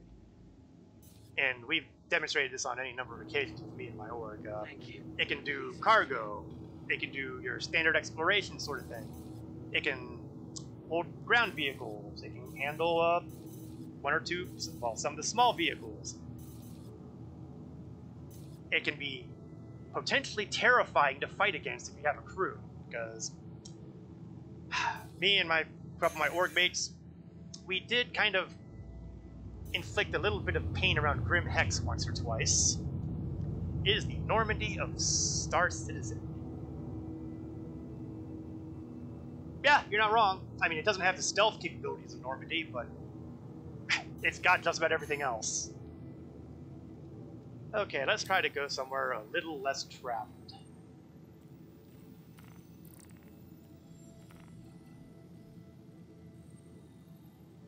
Oh, no, we're not going to go to Crew L1.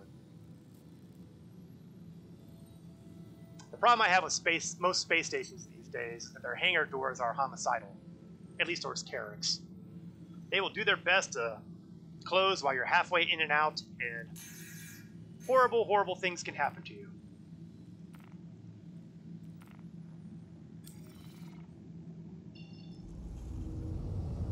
Alright, let's move out of the general vicinity of Port Olisar at the very least. I mean, I'm basically just standing out here saying, "Hi, shoot me."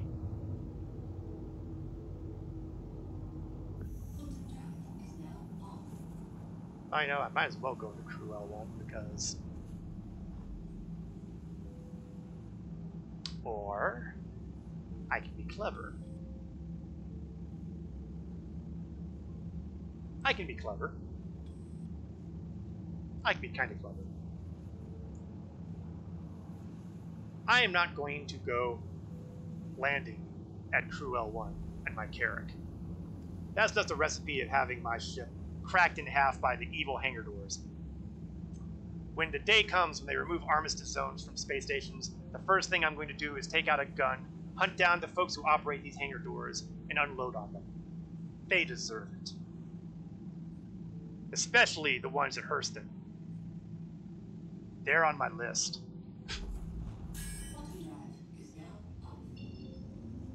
Okay, we're going to hop over a little closer to Ambitious Dream Station.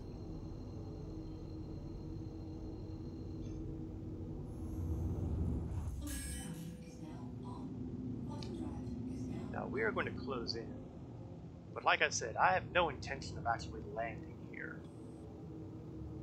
Not like this at any rate. Those hangar doors are hazardous to the health of my ship. And I like keeping my ship intact.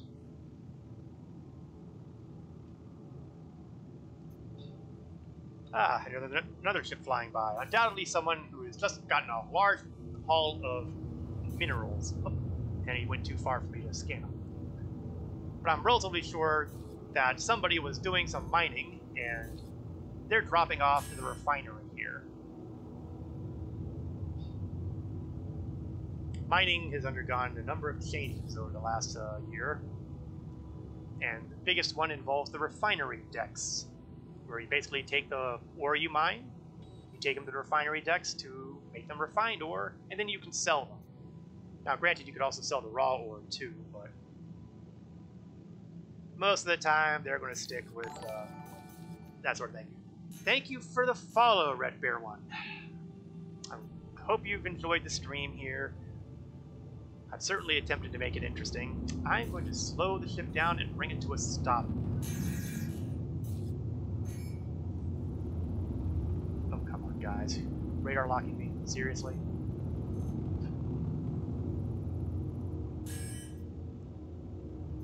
Kill the engines. Time to ruthlessly abuse some of the mechanics here. Actually, let's take this elevator closer.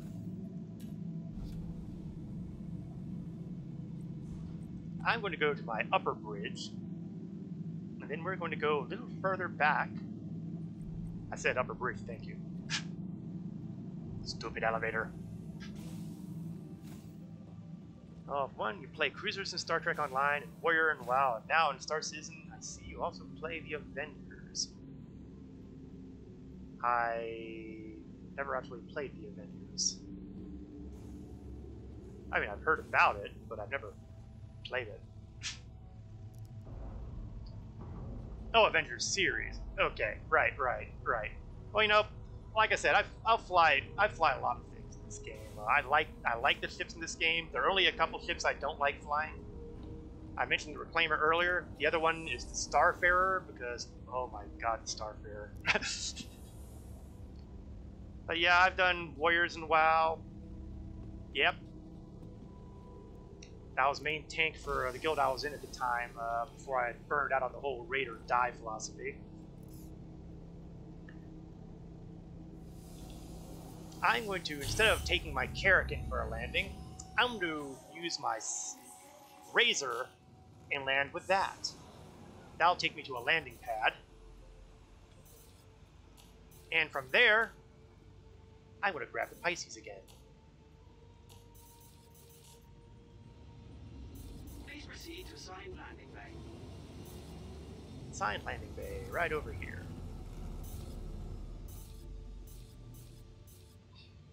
Go was also the main tank and raid guild leader. That costs a lot of time. Yeah, I could not run World of Warcraft guild, especially if it was a raiding guild. I don't have the patience for that sort of thing anymore. I don't even think I did when I was in my heyday, honestly. Oops, I'm moving a little too quick. Let's drop that speed limiter a little bit so that I'm not going too fast. That's the hazard of flying a racing ship. It wants to go fast. Sometimes I don't want to be going fast. Burn out pretty quick on that. I believe it. I really do. I have nothing wrong with World of Warcraft. I think it was a well done game. They did a lot of things right. But, you know, when I burned out on it, I burned out hard. I never really went back.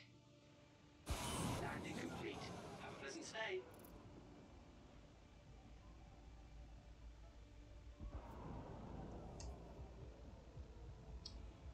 But I don't regret the experience. Because there was a time where I was going to go away from MMOs entirely.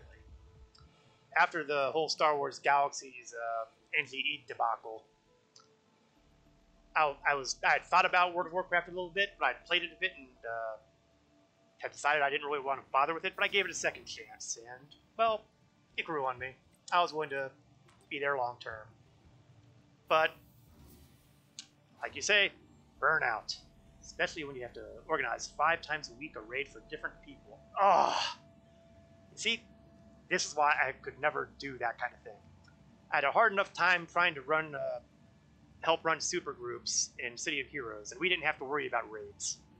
It was just a nice RP supergroup, and that's an experience I wouldn't trade either. But the time came where I burned out on doing that sort of thing. Even though I didn't burn out on the game, I burned out on running the show. So,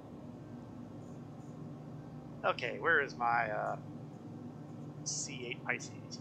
Destroyed. Let's claim that. They all want you to leave.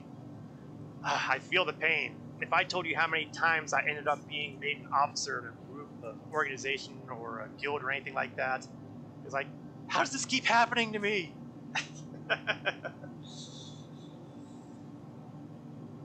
Oh, that's not good. That's not good. If you're watching the screen here on the left-hand side, notice that it shows the Ursa rover getting closer. I don't think I killed all my momentum. Which means something bad is going to happen soon. Pad 3, Pad 3. Hurry up, elevator.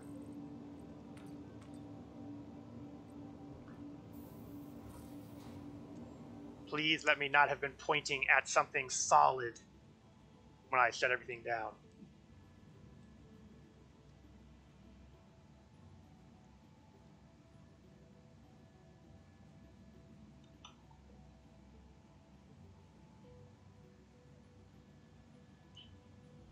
Okay, good. It's still over 5.5 kilometers away, so it's not exactly in any danger of impacting the main body of the station. But there are plenty of other little obstacles in the way that it could crash into. Run! Run! I need to get on board that carrot to stop it.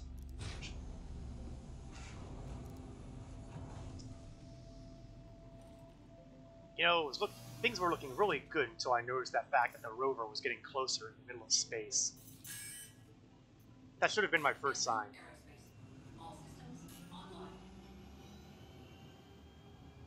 Alright. Alright.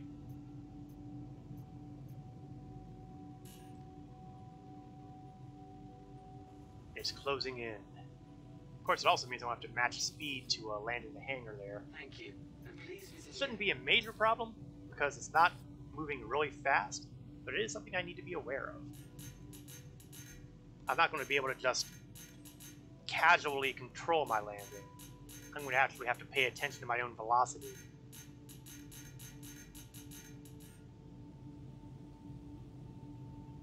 Good news is the hangar door should still be open. And hey, it'll be the first time in a very long time that I've had the Pisces actually landing where it was supposed to be landed.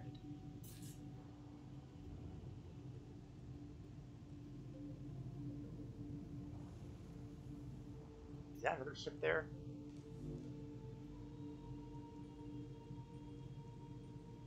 Maybe not. I can't get a scan on it.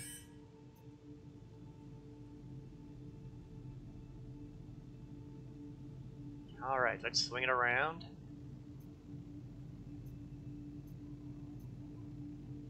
Yeah, keep it up, keep it up.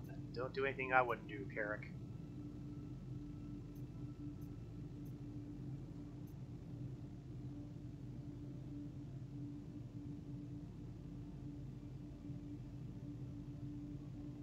Okay, let's see if I can match speed. Ah! That was not matching speed. Brakes a little bit.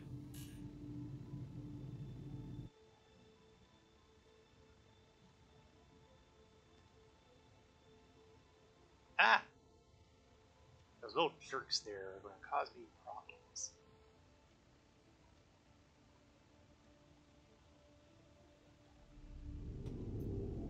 And we are not down. Plan develops wrinkle. Okay, turn off that.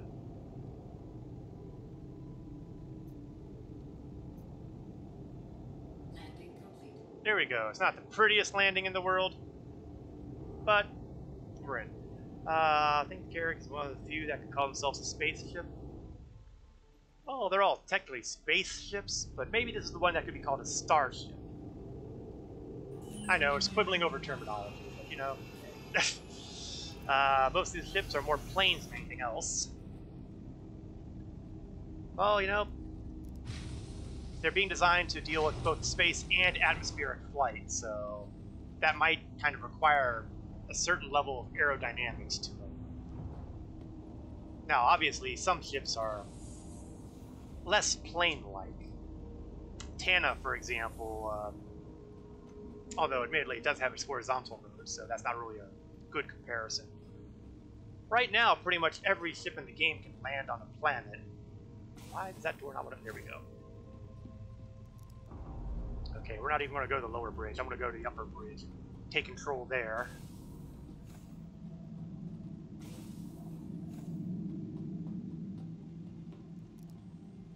Yes, you can use the command deck to also run the Carrick, which is something I approve of. Airfield Aerospace. All systems online. Alright, and recovery mission is complete. That did not kind of go the way I expected to. Yeah, the Aurora's not aerodynamic either. Yeah, that's basically a flying brick. But yeah, a lot of the fighters are definitely what you would expect for aerodynamic kind of activity. The 600i and the 890 jump aren't exactly what you would call designed for... They're not exactly what you would expect from an aerodynamic point of view. I mean, obviously they've got side aerodynamics, but they're not the kind of thing you expect for flight. That's the kind of thing you expect on oceans. The Redeemer certainly is... Oh, sorry, not the Redeemer. The Reclaimer is certainly not an airplane sort of ship by any stretch of the imagination. It's more along the lines of a mobile factory. And, well, there may be others, but they're not coming immediately to mind. Trying to run through the inventory of the ships in the game is rough. My brain not that big.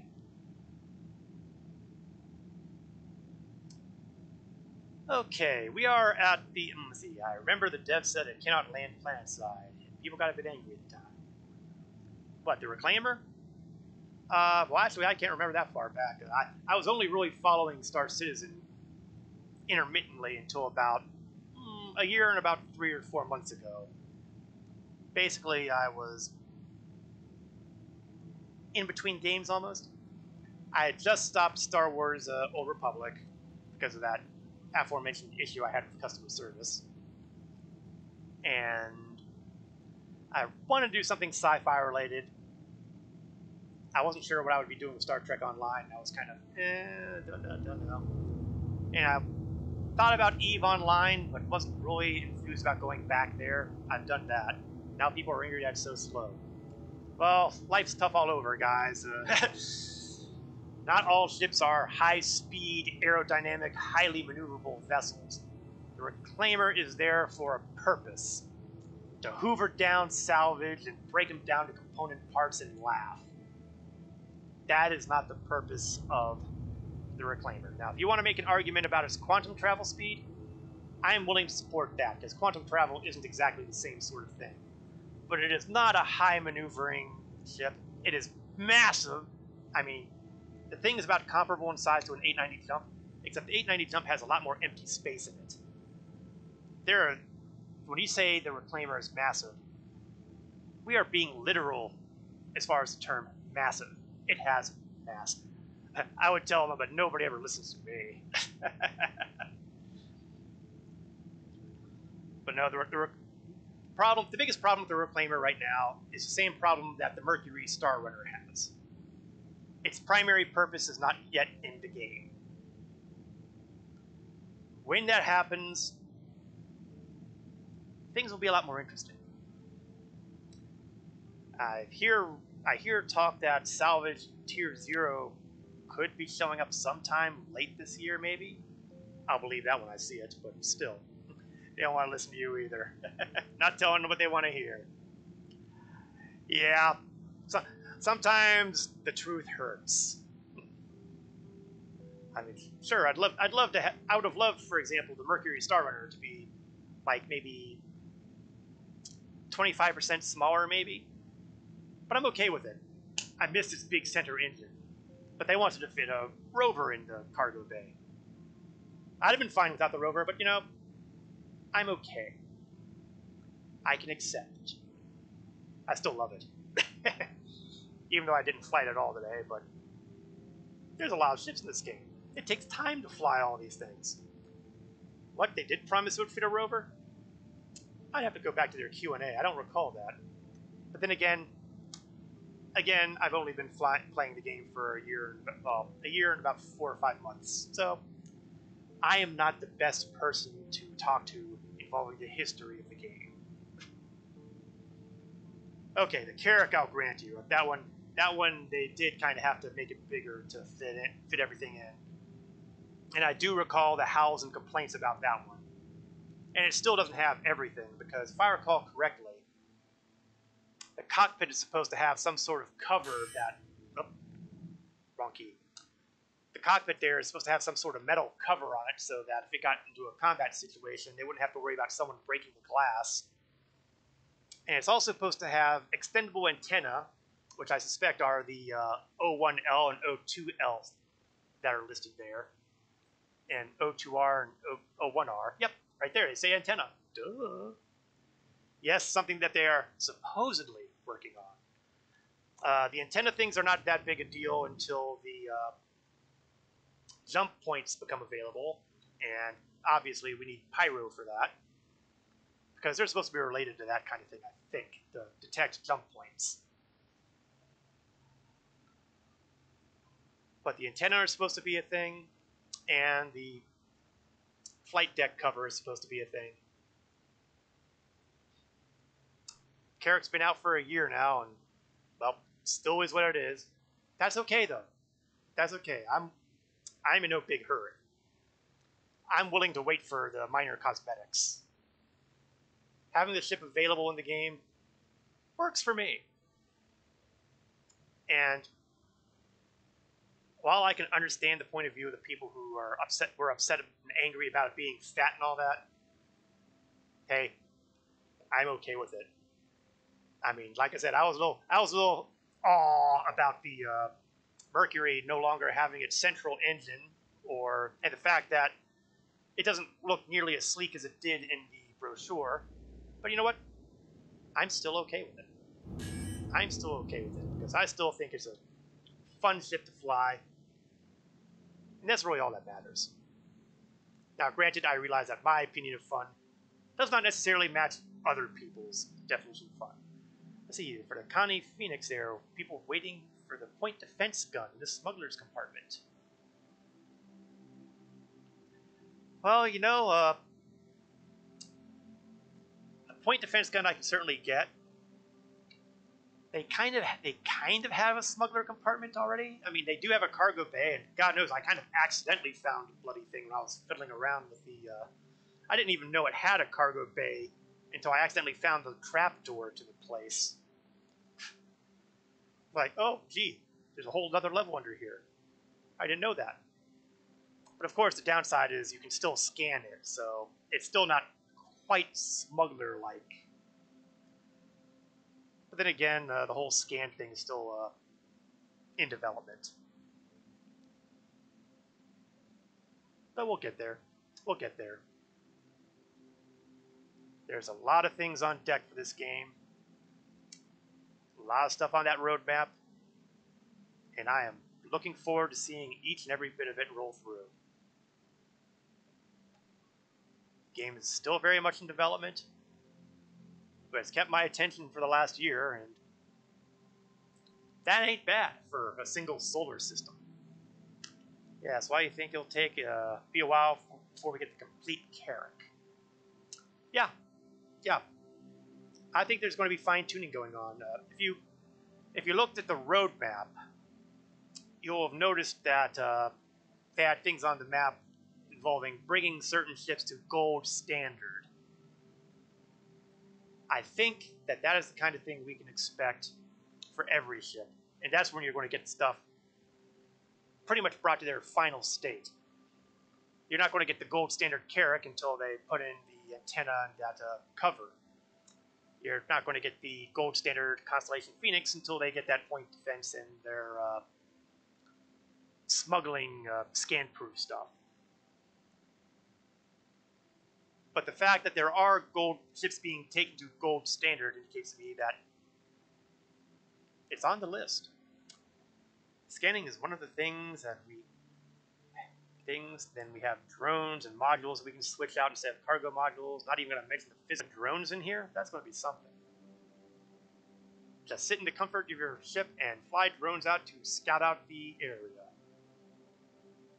Or maybe they're repair drones. I don't know. I think they're scanned for exploration, but who knows? But the Carrack does have the advantage of being able to do a lot of things. It may not be the best at all of these things, but it can at least do all of these things. Which is why I happen to like the Carrack. Flexibility is a big plus in my book. The ship will get better and better over time. I agree, and I believe that will be the case for most of the starships in the game.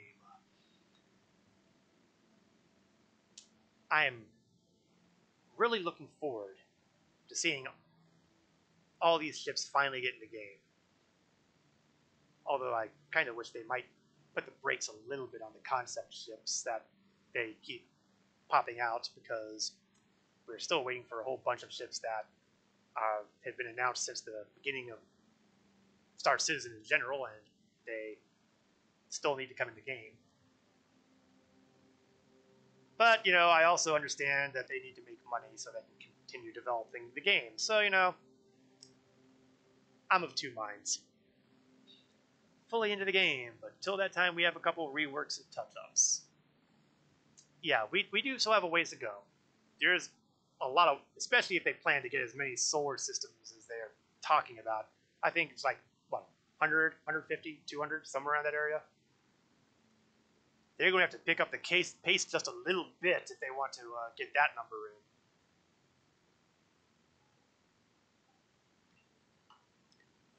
But they've developed the tools they need. Once you've developed the tools, theoretically you can start accelerating things. The real work tends to come with special points of interest, like the landing zones. I mean, you can make a billion planets and moons with no trouble at all. But if you want to have, say, a Lorville or a new Babbage on them, that takes a little bit more work. I'm sure they could give us all these moons and planets by the end of the year. They could do that all by the end of the year. They wouldn't have anything on them. They wouldn't have any of the good stuff on them, like mining or caves or landing zones or outposts. They wouldn't have any of that stuff. They could have the planets and moons. pretty sure as soon as they get the major hurdles done, it will go pretty quick afterwards. Yeah, like I said, I'm pretty sure that they could do the celestial bodies in no time at all. But they would just be there. To make them worth visiting, that takes some time. I got faith. They'll get it worked out.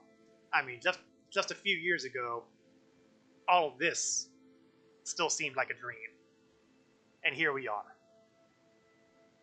Anybody who tells you that Star Citizen is a scam is wrong. It may not be managed all that great. It may be slow in development. But here we are. We're flying, we're mining, we're hauling, we're trading, we're fighting, we're mining, we're doing all these things. Star Citizen is not a scam. It is here and it is real. It just has a ways to go before it reaches its final configuration. I have not yet reached my final form. Or something like that. Yeah, worth visiting is also to make them worth building upon them. Yeah, that's something else they gotta do too, because I recall we've got stuff to... Not even go into discussion with those people. They believe whatever, and I don't want to convince them otherwise. Yeah, I don't really go into that effort either. But, you know, if someone stumbles on my stream and is even thinking that, I am disabusing them of that notion right now. It may not be the perfect game. It's still an alpha. But it's been worth it to me. And that feels like a nice place to start calling it a day for. We are past the 3 o'clock hour and the usual ending of my stream. I will, of course, be back here next week, next Saturday, starting at 1 o'clock p.m. Eastern to approximately 3 o'clock p.m. Eastern, which may or may not go over, depending on, you know, where things are. It's good meeting you too, Red Bear One. I'm glad you were stopped by, glad you followed. I also do a stream for Star Trek Online on Wednesday nights from 8 o'clock p.m. to approximately 10 o'clock p.m. So if you have an interest in that game, feel free to stop by, say hello. I am also, and I'm just announcing it right now, I am also going to have a special Star Trek Online stream tonight at about 8 o'clock p.m. Eastern. One of the other Star Trek Online streamers, Endeavor from Endeavor Gaming, has made me aware of a little event they're calling the Delta Challenge. You have it too. Well, you know, it's one of the benefits of free-to-play games. Thank you, Fiendy. Tonight, I'll be engaging the Delta Challenge, which is basically making a Delta recruit character and following certain rules, which I will show on the stream when I do it. So it'll be one of those out-of-schedule sort of streams for me. Yeah, I figured, hey, why not? So I hope to see you possibly tonight, or on Wednesday night, or 1 o'clock next Saturday for more Star Citizen. Until then, thank you all very much for watching. I'm always glad to have everyone stop by. This is Korath Landwalker, signing off.